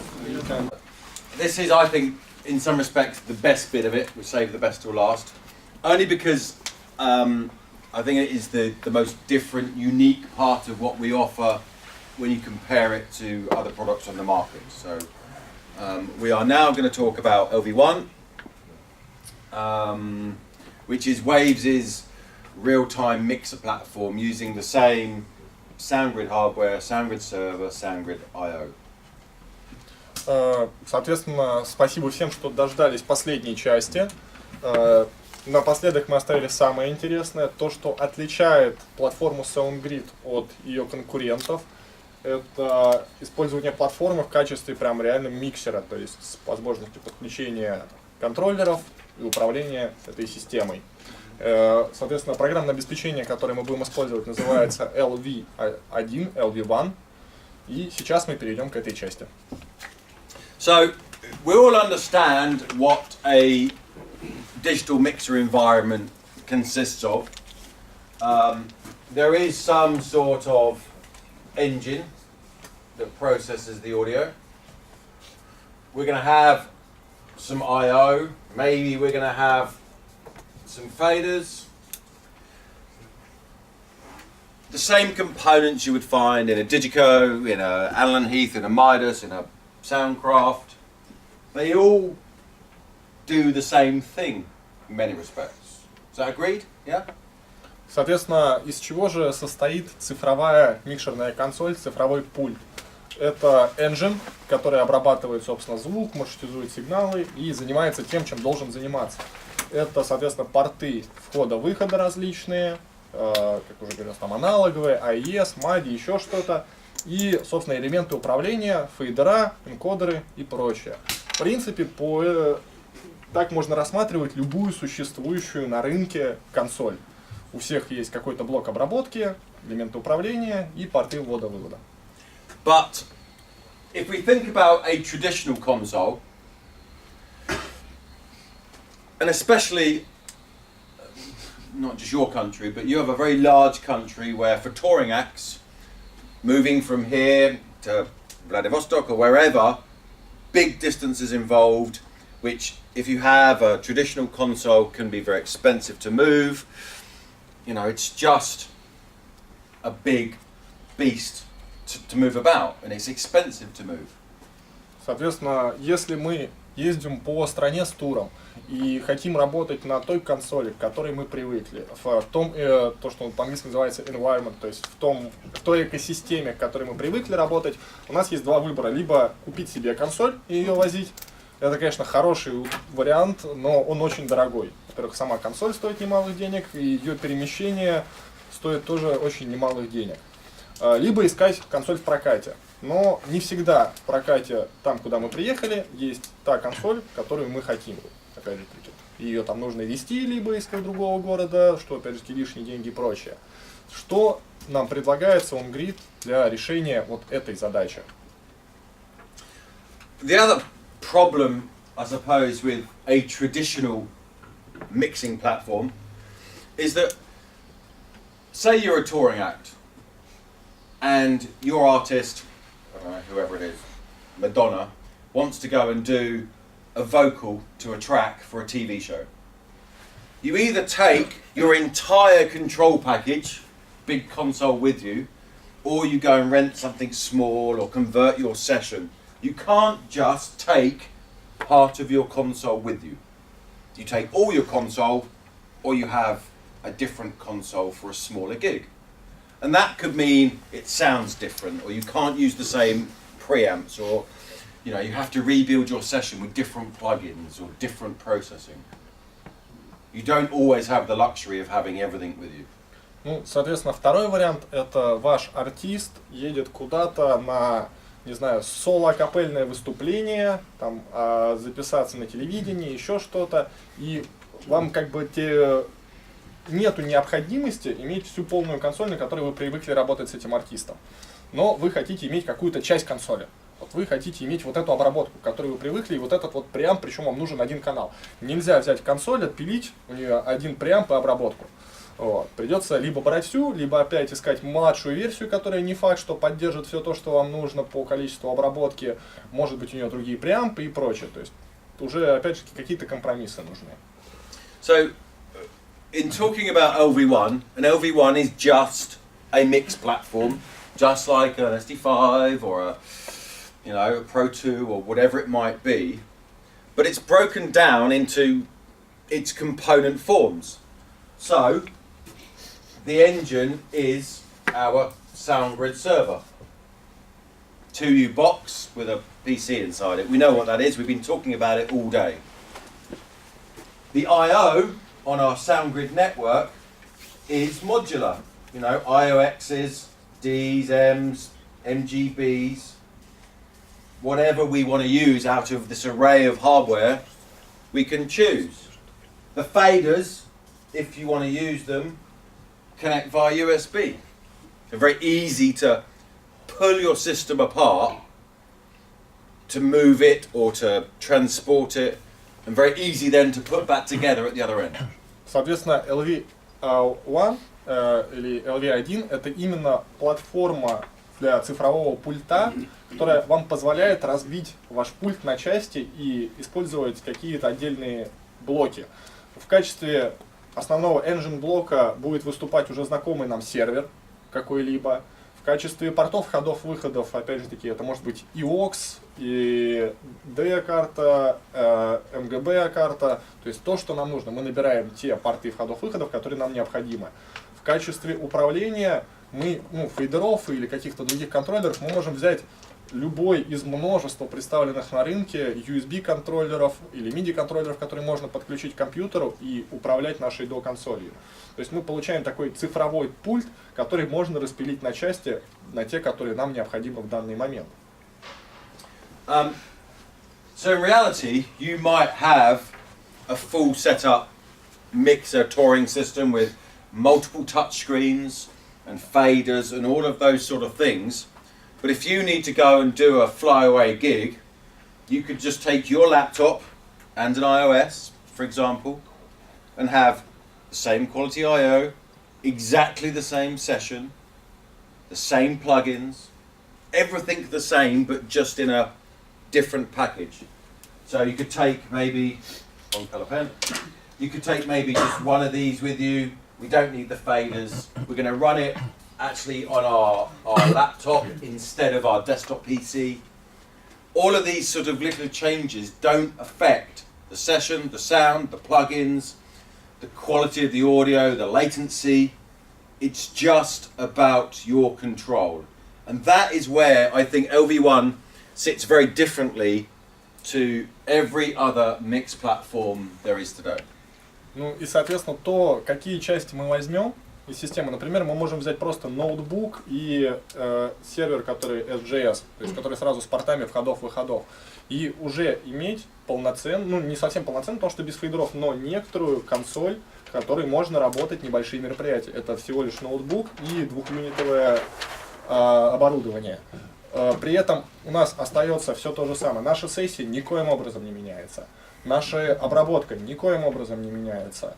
Качество преампа, все остается то же самое. Это просто наша свобода выбирать те части цифрового пульта, которые нам необходимы в конкретный момент времени. So, as a system, what are we looking at? We're looking at having at least one SoundGrid server. So that's, you know, a 2U box. You need some I/O. Up to 16 of our I/O boxes are supported on this platform. And then you need a PC to control it all. We say PC because while it runs in the Mac environment, Apple don't support multi-touch screens. So if you want to actually come into this and, you know, do more than one fader at a time on screen, you have to run it on a PC and not a Mac. It's no big deal, but that's the way it is. Do you plan to make software for iPad? There is plans to have some remote app control, Because yes. It would be interesting. It would be interesting. And Mac doesn't support touch, multi-touch. No, it doesn't. Waves are currently trying to write some drivers to enable Mac users to do it, but in reality, this you know we're talking about a mixed platform that happens to run on a computer, and in the real world that means you're going to have some small Intel PC dedicated to this function. So the fact that it's not a Mac doesn't really matter. I don't think. On the UPD, the driver just a single touch. Yeah, Mac will work with single touch, but it doesn't work very well. Соответственно, что же нам нужно, чтобы собрать цифровой пульт своей мечты? Нам нужен один из вариантов SoundGrid сервера, до 16 интерфейсов входов-выходов и, собственно, компьютер, который будет этим всем управлять. При этом программное обеспечение работает под macOS, но macOS не поддерживает мультитач скрины, мультитач экраны. И поэтому было бы крайне неудобно, как минимум, работать с этим программным обеспечением под macOS. Дэн сказал, что на текущий момент Waves разрабатывает драйвер для мультитача под Mac, но его нет. Но опять же таки, это не является большой проблемой, потому что в нашем случае этот компьютер, его задача будет именно управлять пультом, так скажем, ну, быть тем мостом между engine и элементами управления. Под эту задачу можно взять специально PC-шный компьютер, это, во-первых, будет стоить дешевле, чем Mac, и со своей задачей он вполне спокойно справится. Звук через него гоняться как бы не будет. Это не критично, чтобы мы использовали хороший Core Audio драйвер, который есть под macOS. Опять же таки, по поводу iPad. На данный момент the iPad app is in development? Not yet. exactly, but Okay. they have a plan of things they would like to do, and an app to remote control it is on the list of things they would like to do. I'm not saying it's coming right now, but it's something that they have considered for the future. Соответственно, на данный момент программа для iPad находится, так скажем, в дальних планах на разработку, то есть она находится в списке тех вещей, которые компания хотела бы выпустить. Но, к сожалению, пока ни сроков, ну, понимаете, сроков пока назвать нельзя, потому что оно еще не в разработке. В macOS можно тогда использовать icon. Вместо мультитача? Нет, без мультитача. Icon. Ну, Icon. да, I think like можно, this, the waves open. MX. да, можно, но это опять же без мультитача. Там многим в этом функционале удобно управлять именно с мультитача. Тактильное ощущение, вот у меня был мультитач, я перестал. Нет, там нет, тут не вопрос тем, что рулить фейдерами на нем. Это не про это говорится. Вопрос управления плагином. Да, это именно вот вызвать какое-то окно, потому что опять же таки там, ну, я думаю, многие работали на цифровых пультах, там тачскрин, он есть и он нужен, и он полезен. Вот, то есть это для таких же задач. Окей. I never know when you finish. The software LV1 comes in 3 versions, if you like. There is a 16-channel version, there is a 32-channel version, and there is a 64-channel version. They actually can all be stereo channels, so that's 32, 64, or 128 input mixers. And they have different busing structures, but essentially it comes in 3 sizes. The server also comes in 3 sizes. We talked about this today. So the server comes in an i3, an i5 and an i7 version. And you can sort of link these together in sort of capability. If you're only ever going to run a 16-channel mixer, you could get away running an i3 server. If you're only ever going to run a 32-channel mixer, then you can get away with an i5. Makes sense. Соответственно, есть 3 версии программного обеспечения LV1. Это 16-канальная версия, 32-канальная версия и 64-канальная версия. Там все каналы могут быть, опять же таки, моно или стерео, то есть 64-канальный, по большому счету, у вас 128 входных каналов, просто они попарно только могут быть там стерео. Вот. Соответственно, как мы помним, аппаратно у нас есть 3 версии сервера на i5, i3 и i7. i3, i5, i7. И логично, что, ну и оно так и есть, что для 16-канального пульта вполне себе хватает процессора i3 для обработки, то есть его будет достаточно практически для любых задач, которые можно сделать на 16 каналах. Для 32-канального, соответственно, сервер на i5 и для 64-канального сервер на i7. Но, опять же таки, можно взять любые другие комбинации, вот, но как бы не рекомендую брать на 64 канала i3. Вам точно его не хватит. Это количество входов или количество каналов? Это количество входов, структуры... Линейк, наверное, правильнее. Да, is it 16 channel strips or 16 input channels? 16 input channels plus buses, Да, groups. это 16 входных стрипов, то We're есть talking about входных каналов. inputs here. А еще отдельно есть шины микширования. Да, они тоже чуть-чуть отличаются по структуре шин микширования, но основное различие это все-таки количество входных каналов между версиями. But this is all very good, but there's a problem. Say that you start here,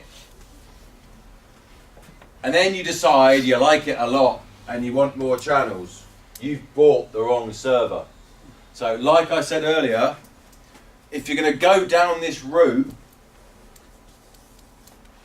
buy the biggest server you can, because it allows you to expand into the system. It allows you to run more channels, more plugins.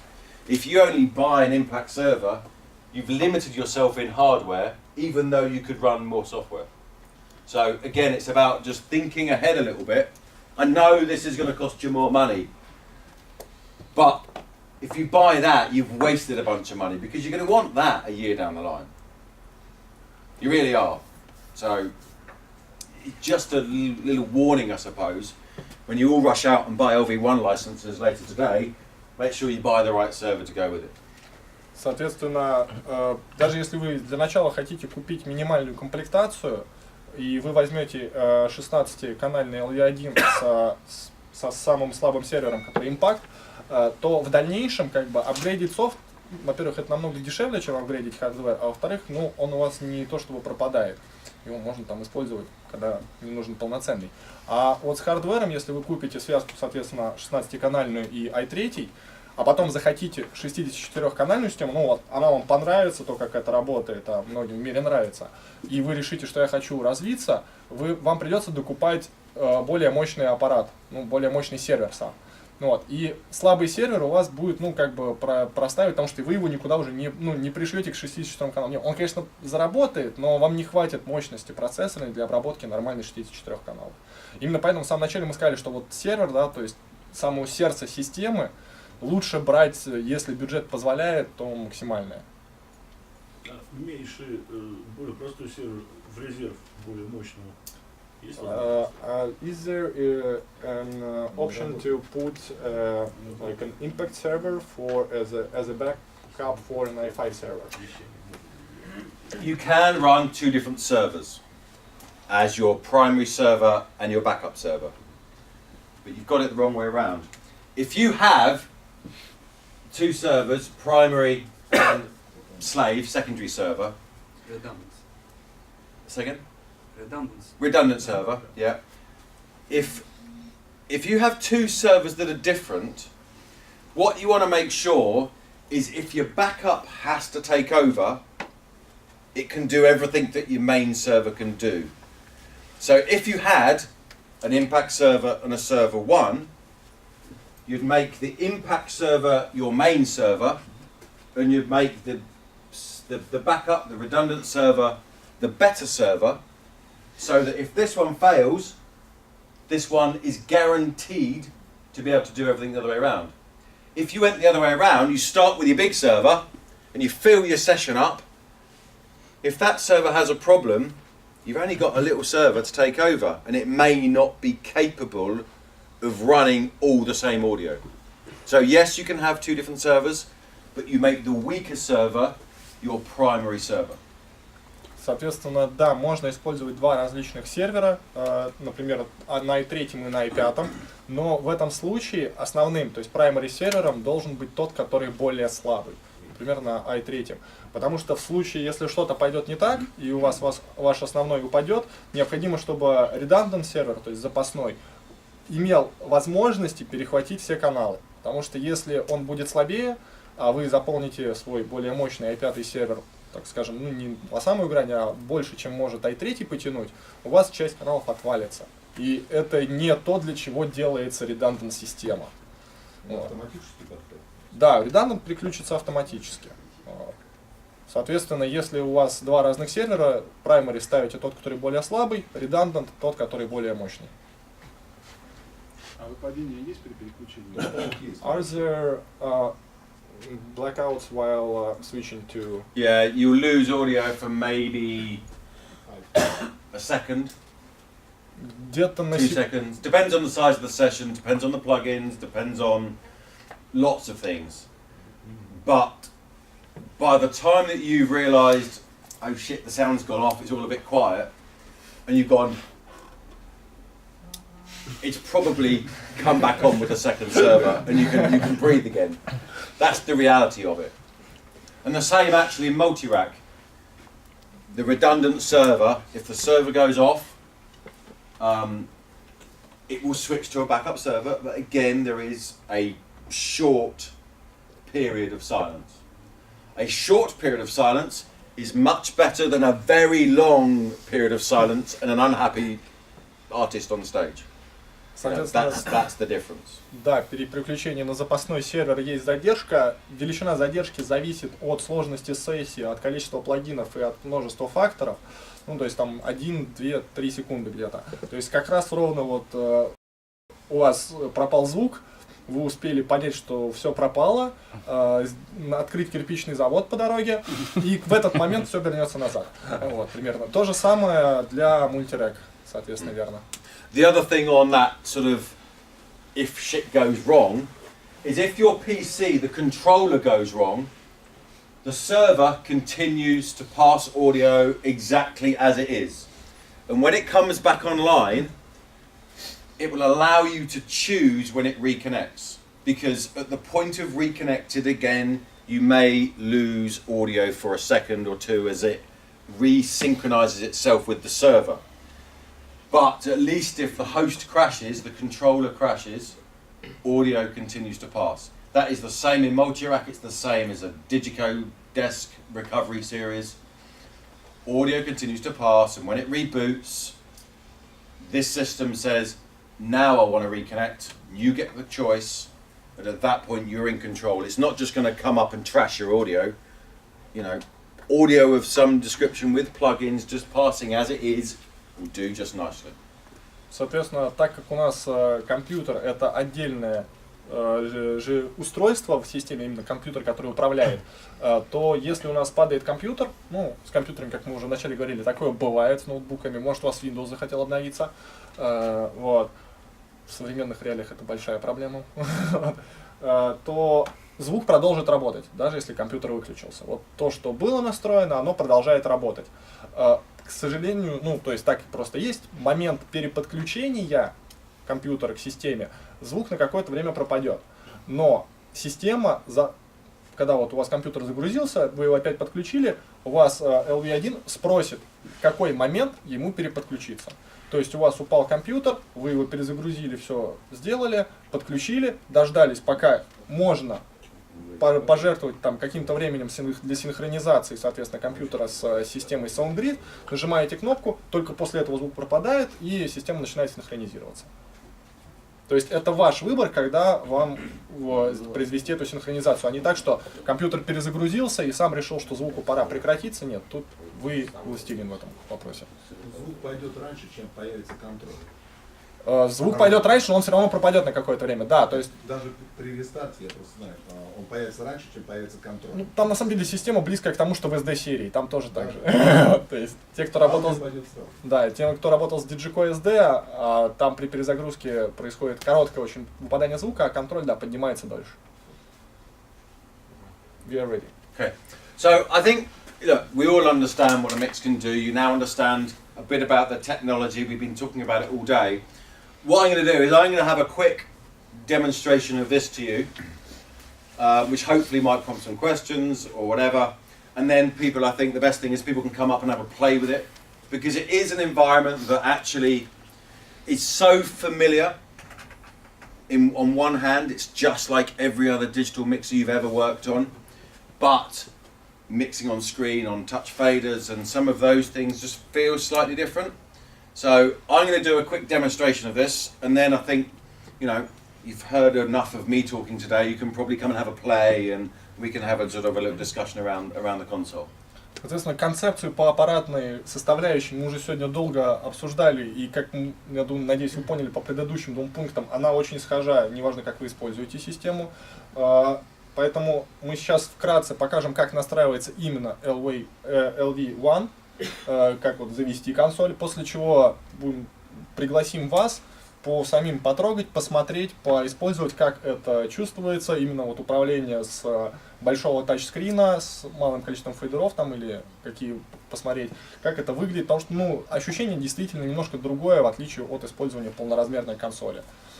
Вот. Не сказать, что оно плохое, оно другое. Вот. То есть тут вопрос, как бы понравится, не понравится, мы дадим вам шанс попробовать. Okay, so the setup tab is very similar to the first piece of software we saw. The difference here is that instead of being limited to just hardware here and just computers here, we can have up to 16 I/O devices, and you have much more freedom about how you configure this. The servers, we've got one server, but again, you could have a redundant server. And this time in the control section, we have our Waves icon platform M fader bank defined in here as a controller. So it's very similar to everything you've seen before, but maybe just slightly differently. Соответственно, экран Setup очень похож на тот экран, который мы видели в ПО SoundGrid Studio. У нас есть в этом случае уже два река, так скажем, с инпутами, с входами-выходами. Это рек А и рек Б, это вот синенький и зелененький. Если там у нас компьютеры отдельно, железное устройство отдельно было, здесь это просто 16 устройств входов-выходов. То есть мы можем использовать 16 устройств аппаратных, можем использовать там сколько-то компьютеров в любых сочетаниях, мы можем их назначать здесь. Дальше у нас идет, соответственно, сервер, вкладка, где мы можем назначить primary и redundant сервер. Все так же, как было раньше. И тут у нас есть вот вкладка столбец Control активен, желтый. И здесь мы можем выбрать, соответственно, те контроллеры, которые у нас используются для управления нашим пультом. Вот в нашем случае это Waves Icon. Да, конечно. Правда, это касается не LV1, а касается SoundGrid Studio еще.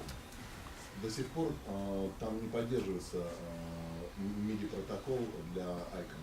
Это вообще рассматривается в перспективе? Ну, он вначале говорил, что они хотят добавить туда вот этот Control, который там сейчас не активен, а столбец есть. Они, да, у них это также в планах есть. То есть, вот возможно, да, там 16 входных-выходных устройств, сколько там всего. Есть какие-то примеры, ну, какого-то безумного количества собранной системы, вот всего, чего только возможно, и насколько вот это стабильно. То есть понять реальные пределы всей системы. Okay, so do you have any examples of pushing the system to the limit with input-output devices, like having 16 plugins? There are plenty of examples of it. I couldn't just pluck one out of my head, but I can find you examples. There are very active Facebook groups for LV1. This chap here knows. And there are some pretty big systems. We find in America, some people are taking LV1 out instead of a traditional console. In Scandinavia, there is so much fly touring because of the distances involved and the wilderness between Stockholm and the north of the country or whatever. Again, people have adopted this from a logistical point of view. It's so you can pack a 128 channel mixer into 2 carry-ons and walk onto the plane and put it in an overhead container. So it's not necessarily about maxing a system out and having a huge system. It's about... Is it stable? Absolutely. And this is still built on the same network technology that we started doing with DiGiGo 8-9 years ago to run plugins. It's the same technology. I appreciate LV1 is quite a young piece of software, but it is developing very quickly. Ну, во-первых, аппаратная платформа, то есть то, что было заложено там 8 лет назад, когда Waze начали внедряться в SD-серию, она как бы идеология и множество решений перешло сюда. Поэтому как бы система стабильна. Максимум, получается, вы можете вот в 2 сумки, да, собрать 128 каналов и иметь такой портативный пульт, с которым как бы уже мы плюсы все обсудили. Новое в системе это софт LV1. Ну, соответственно, как уже сказано было, падение, даже если оно произойдет, опять же таки, в мире используется в США, достаточно много используется система LV1, в Скандинавии достаточно много используется. То есть это системы, которые нашли широкое применение именно в тех странах, где очень много туров на большие расстояния происходит. Потому что, ну, опять же, то, что я говорил, не всегда удобно вести свою консоль или находить на месте ту консоль, которую надо. Это компактно, можно реально взять с собой в ручную кладь, там на техсостав в самолет разложить и полететь. В ручной клади внутри салона даже. И быть уверенным, что ничего с оборудованием не произойдет, оно точно будет у вас, оно будет ваше, вы будете к нему привыкшим, оно будет работать так, как вы к этому привыкли. Yeah. У меня вопрос такой, он немножко, может быть, отходит от нашей третьей части.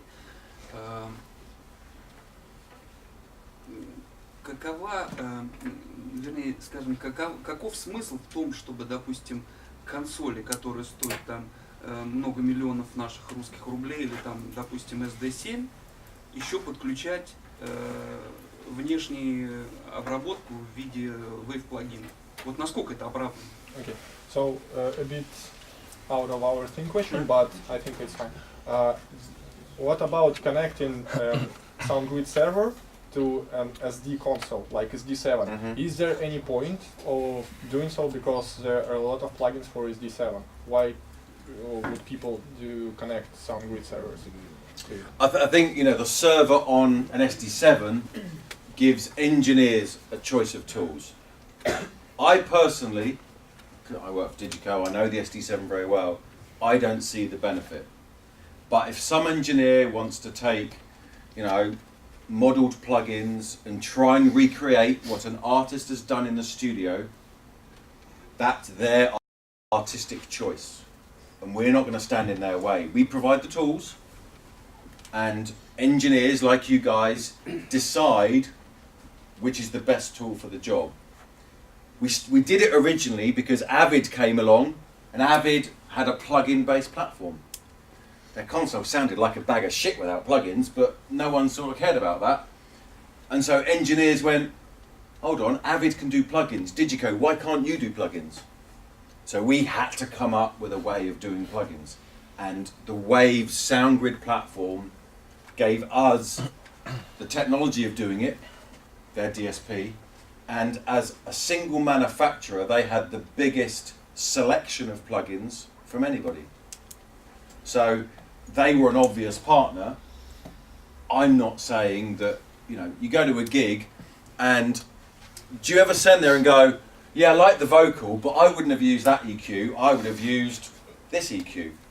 Or that channel compressor sounds crap, I would have put a 1176 on it. As part of a big stadium gig with 80,000 screaming kids, do you think anybody cares? No. But the engineer feels it's his right to pick his tools for the job. And that's what we do. We're service providers. We provide tools and kit and systems, and you guys make the decisions about which is the best tool for the job. I'm with you. putting a server on an SD7 in many respects makes no sense, because the SD7 is a fantastic big, you know, leading console in the first place. But that's not my decision to make. That's your decision to make. Соответственно, я пропущу в переводе часть про Avid. Вот.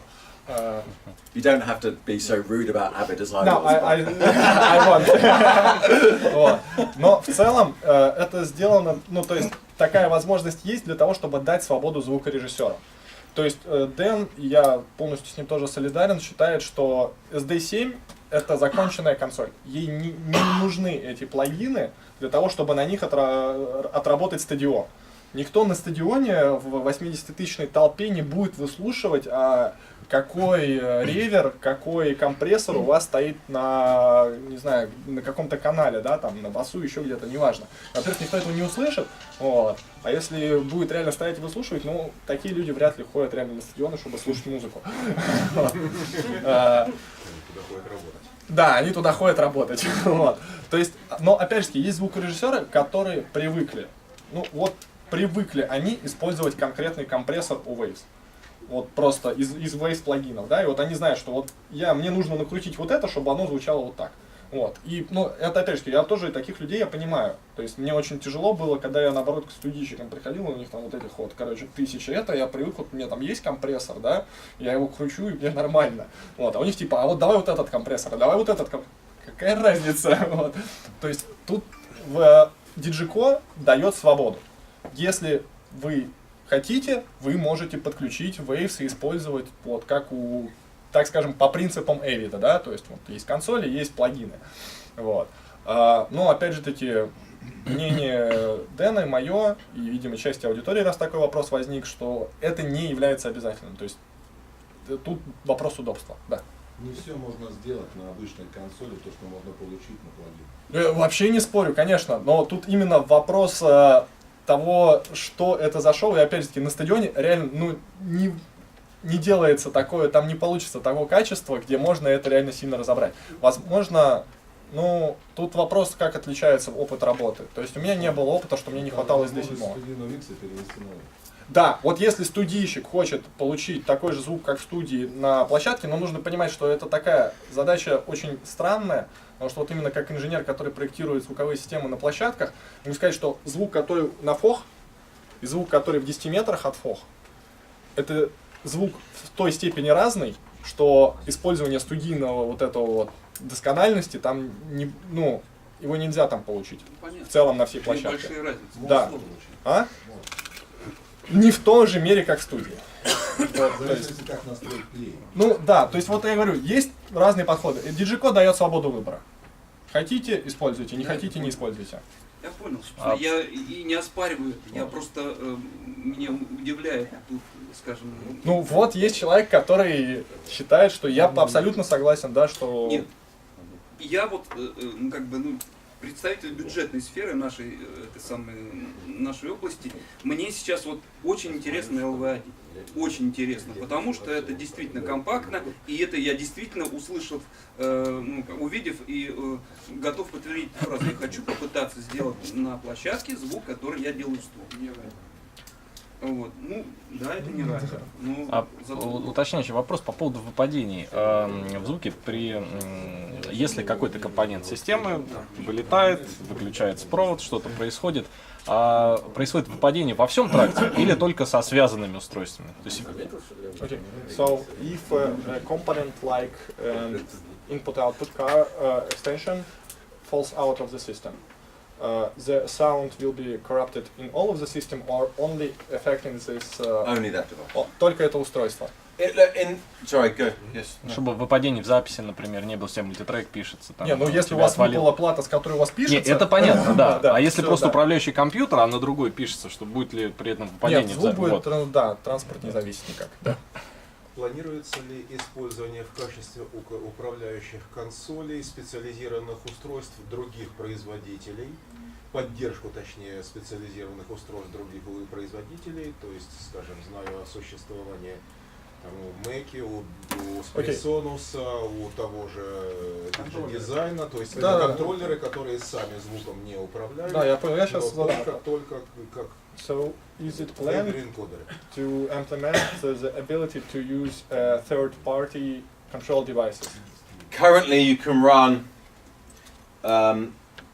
Вот сейчас покажут. anything that supports Mackie MCU or any general purpose MIDI faders. So the Behringer X-Touch works really well. If you've got an Avid S3L control surface, that will talk Mackie Huey essentially, and that will work. If you've got an SSL Nucleus 2, the faders on that will work for this. We just haven't yet built what I consider the best dedicated controller. Do you plan to support Presonus control surface? If the control surface supports Mackie control or standard MIDI, yes. Other than that, there are no plans at the moment.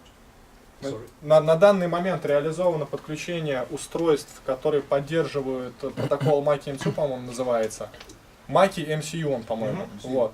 Any control surface that supports Mackie MCU will work for this. Любой контроллер, который это поддерживает, будет работать. И любой контроллер, который поддерживает General MIDI, то, что, ну, то есть MIDI контроллер, даже если он включается в USB, вот именно то, что называется MIDI контроллер, тоже будет работать. То есть, например, на SSL Nucleus именно фейдера, они идут по MIDI протоколу. Там часть консоли идет не по MIDI. Вот то, что идет по MIDI, часть будет работать. Вот, соответственно, на данный момент планов по внедрению других протоколов нет. Вопрос. А планируется ли перевести вот эти MIDI-контроллеры, например, Waves Icon, не по USB порту, а чтобы было бы логичнее в Ethernet? SoundGrid. Okay, so are there any plans to implement using the Waves icon controls, but plugging not via USB, but via Ethernet? Not on the Waves icon, but maybe a future control surface would be network based instead of USB. Yes. Возможно, следующее поколение устройств не Icon будет на базе Ethernet протокола. I want to go back to one point that you made about the plugins. Everyone knows SSL and 1176 and LA2As and all those sort of modeled plugins.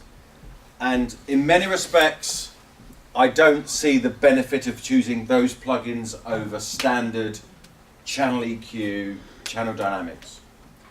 Where plugins do add benefit and add function to a console is when you start picking specific tools that are implemented in plugins. So the X feedback suppressor from Waves, or Vocal Rider. They are things which you cannot do without a plugin. And at that point in time, I think maybe there is an argument to say plugins should be used on a console. If all they're interested in doing is replacing channel EQs with SSL EQs and suddenly think their SD7 is going to sound like an SSL, they need to get a new job. If they're using these type of tools to add specific functions to a console, I think that is totally valid.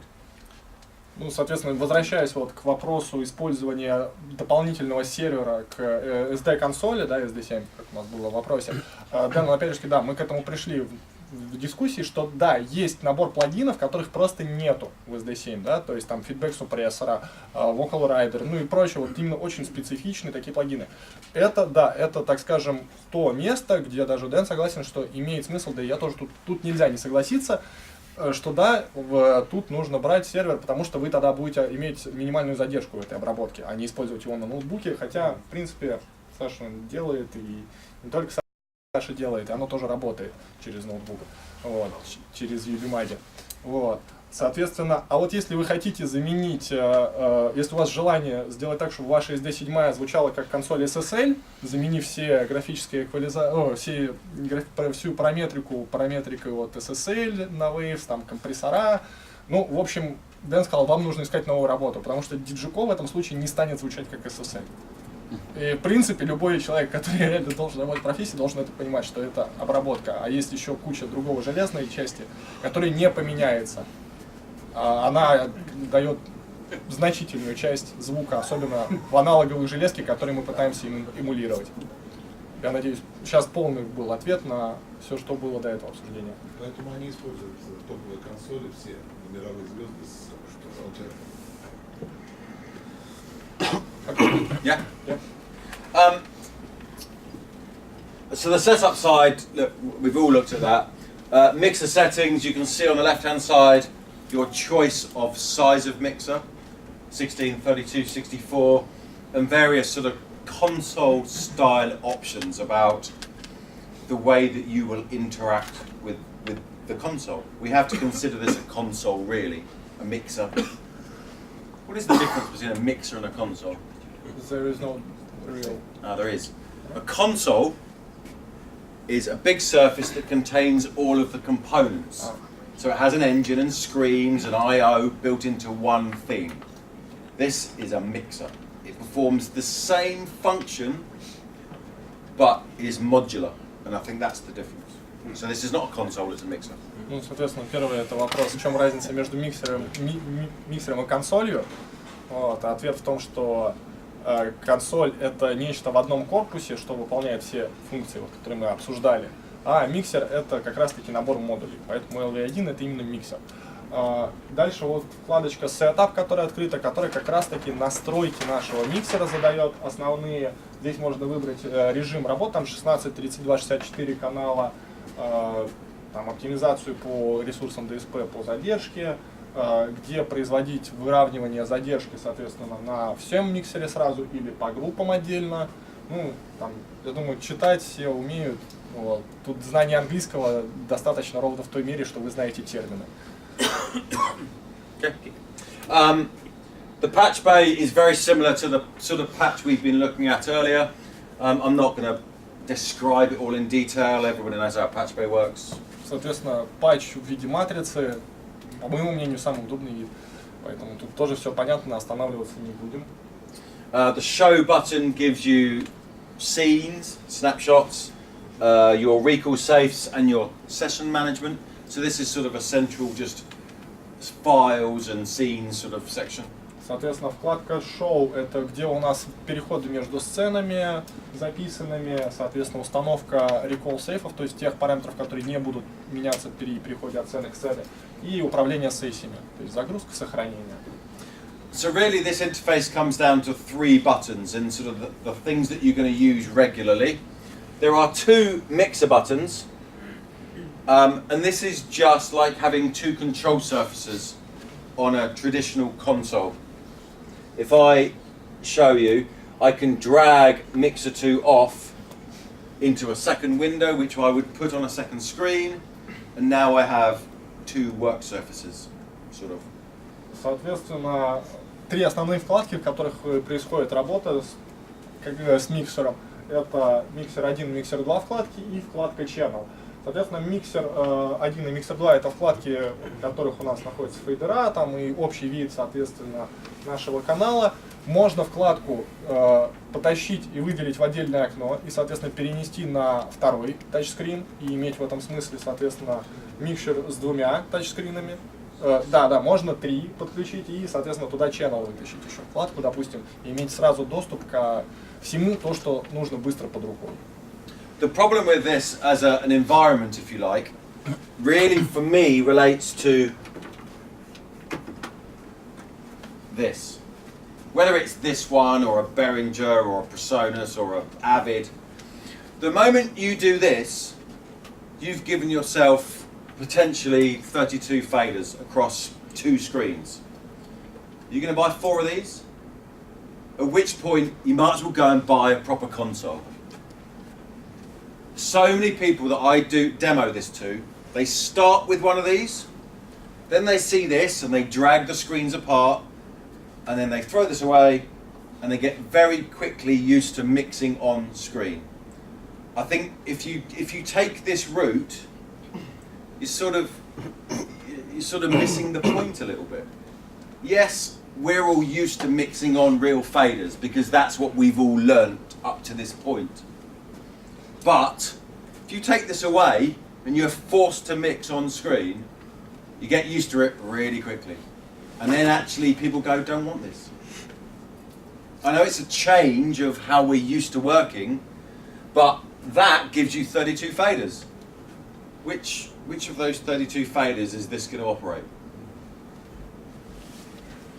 And then if you fly with it, how many of these are you going to take with you? You're going to take one? You're going to pack all 4 up, in which case you can't carry it on in 2 hands anymore. You've got to get your mate to carry it with you. I just think it's a mentality change. The faders, the on-screen faders, the whole multi-touch environment works really well. And the moment you start mixing on, you know, multiple control surfaces like this becomes a little bit redundant. Ну и, соответственно, как только мы вот разнесли там, ну, я буду говорить про 2 тачскрина, в уме держим про 3, у нас сразу появилось в доступе на тачскринах 32 фейдера. Если мы хотим иметь контроллеры, соответственно, для управления всеми этими фейдерами железно, нам понадобится, ну, 4, соответственно, контроллера, подключенных по USB, да, вот. А если их меньше, то, соответственно, у нас, лично для меня бы точно было большой проблемой, какой фейдер у меня тут крутится, а какой мне нужно на экран тянуться. Поэтому, собственно, Дэн говорит, что лучше попробовать поработать с экрана. Вот. Он говорит, что, ну, я доверяю опыту, что люди достаточно быстро перенимают идеологию, соответственно, управления с тачскрина, но, опять же таки, это должен быть качественный, хороший тачскрин, да, именно поэтому это мультитач, именно поэтому не macOS, как было в начале, вот. И, соответственно, научиться работать с тачскрином можно достаточно быстро и не теряя мобильности. В этом случае вам 2 тачскрина уже дают эти 32 канала. Вам не нужно будет для этого еще тащить с собой 4 контроллера попутно, вот. Но, надеюсь, мысль понятна, да, то есть я, на самом деле, тоже долгое время был приверженцем фейдеров на консолях. И очень мне не нравилось, когда вышли эти пульты без фейдеров на айпадах.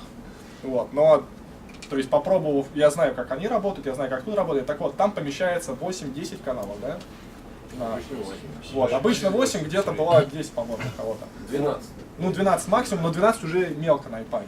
Так вот, когда у меня есть нормальные тачскрины, вот тут удобно работать с этими 32 каналами. Мне не нужно переключаться по вкладкам, как на iPad, вот то, что мне больше всего не нравилось. Вот, и то это вполне себе удобно работает. То есть, опять же таки, можно попробовать, контроллер всегда докупить успеете, если что. Да, ну это с DCA-ками, я надеюсь, уже все умеют работать, это давно появилось. I mean, there are other people that have gone as far as, try and draw it, building wooden control surfaces to hold 4 screens. Why?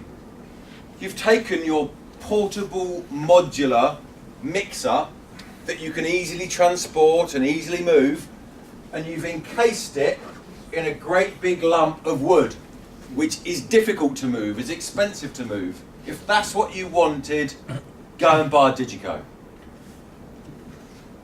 If you want something that is powerful, compact, portable, sounds good, and it really does sound good, don't do this to it.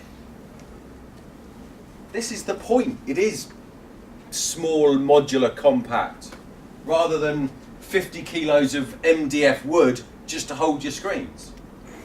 Makes no sense. Ну и, соответственно, есть второй тип людей, которые брали 4 тачскрина, выпиливали под них корпус из МДФ весом 50 килограмм, всю эту систему загружали в этот корпус и получали пульт, консоль. Вот. Но как бы если вам нужна консоль, пойдите и купите консоль DiGiGo, как бы. Вот. Если вам нужны фейдера и вам нужно, чтобы это все было в одном корпусе. Идея этой системы, вот LV1 и SoundGrid, да, это модульность, это мобильность. И, соответственно, этими подходами вы как бы основную фишку, основное удобство системы для себя убиваете. Ну, то есть как бы запретить-то, конечно, никто не может, но просто такие люди тоже странные есть. Вот. Ну, если хотите, тоже можете это сделать, в принципе. На кого-то намекаете вы? На кого? Я честно, я ни на кого не намекал. Я даже таких не знал, это Дэн рассказал историю. And on the subject of we're talking on a subject of building a console from a mixer. and on I say it sounds good. I was part of a comparison, a shootout between a DiGiGo running Waves and an LV1 system often running Waves plugins. So in many respects, identical platforms or similar platforms. Same stage box, same PA, same band, A-Bing between the DiGiGo running Waves plugins and LV1.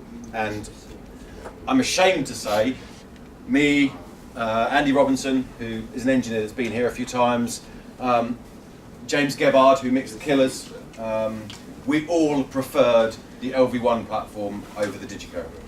So I'm not saying it's better, because it's very dependent on the mix and the faders and gains, but don't think you're buying something that doesn't sound any good. It really does sound amazing, this console. Соответственно, слепой тест проходил. Who were the listeners? So it's Andy Robinson, who was George Michael's engineer, Анди Робинсон, James Gebhard, who spent years mixing the Killers, myself, and the tour manager from Whitesnake. Дэн и тур-менеджер Whitesnake. И, соответственно, трое из них выбрали LV1 по качеству звучания. То есть не надо думать, что покупая достаточно дешевую систему, да, в итоге она, стоит, согласитесь, дешевле, чем полноразмерный DiGiGo. Вот, тут, я думаю, сложно поспорить. Вы получаете качество звука не хуже. Вот. Просто эта система немножко другой направленности, она с другой идеологией. Вот, соответственно, для деталей сравнение проводилось на одном PA. DiGiGo было с Waves, то есть с Waves сервером, то есть обработка плагинов была абсолютно идентичная. Вот, как бы результат такой. Дэн сказал, что он не заметил разницы, а тем более выбрал LV1 по качеству звучания. Окей. Look, I could stand here and talk for 2 hours on this, but look, you all understand what a mixer is. You now all understand the technology and the point of what we're trying to do here in this sort of portable network-based platform. I think the best thing to do is for me to shut up and maybe people to come and have a play. I have multi-track running. I did have multi-track running. A bit of Coldplay multi-track if people want to come and have a play and have a listen to any of it, or have specific questions. But I think you all now understand the technology, the point, and I'm not going to teach you how to mix, because this is just another mixer like everything else you've ever used. Соответственно, рассказывать про то, как сводить на миксере, смысла никакого нету. То есть мы уверены, что вы, скорее всего, как увидите, подойдете, попробуете, сразу все поймете, ничего сложного там нету. У нас сейчас работает мультитрек. Соответственно, на этом мы затыкаемся, но остаемся здесь для ответа на ваши вопросы. Даш, у нас какой-то есть регламент или просто все сюда подходят? То есть особого регламента нету, может быть, есть какие-то еще вопросы, которые там из зала при всех? Да, пожалуйста.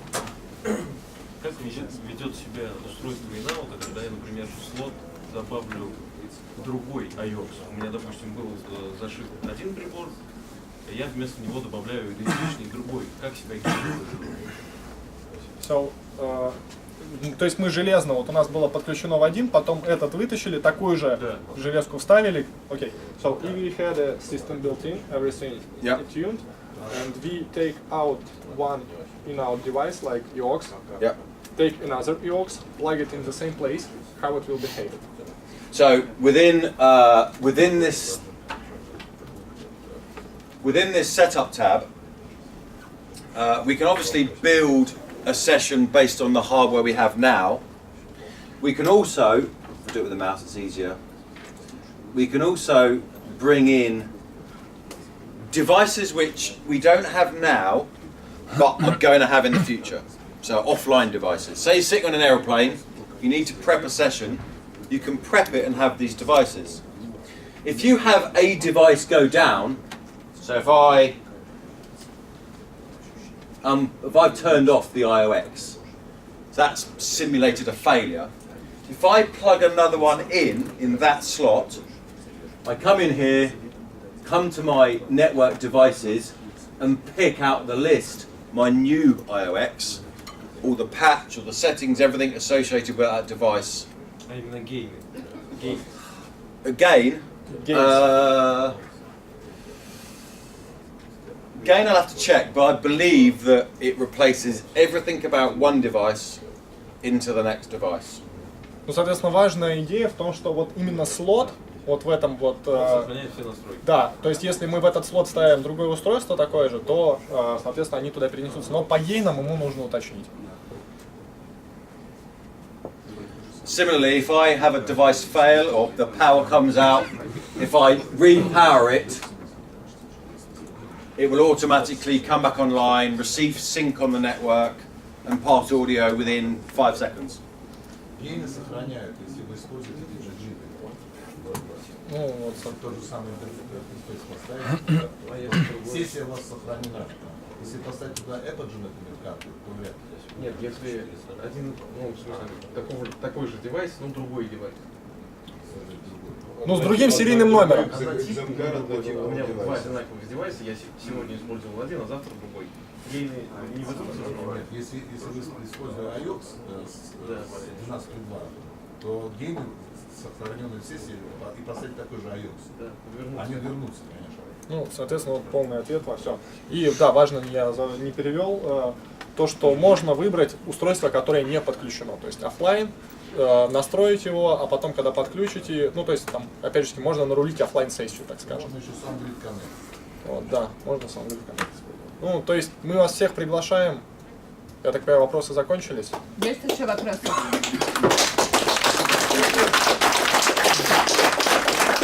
Я хотела только еще добавить, что у нас здесь присутствуют два достаточно опытных практических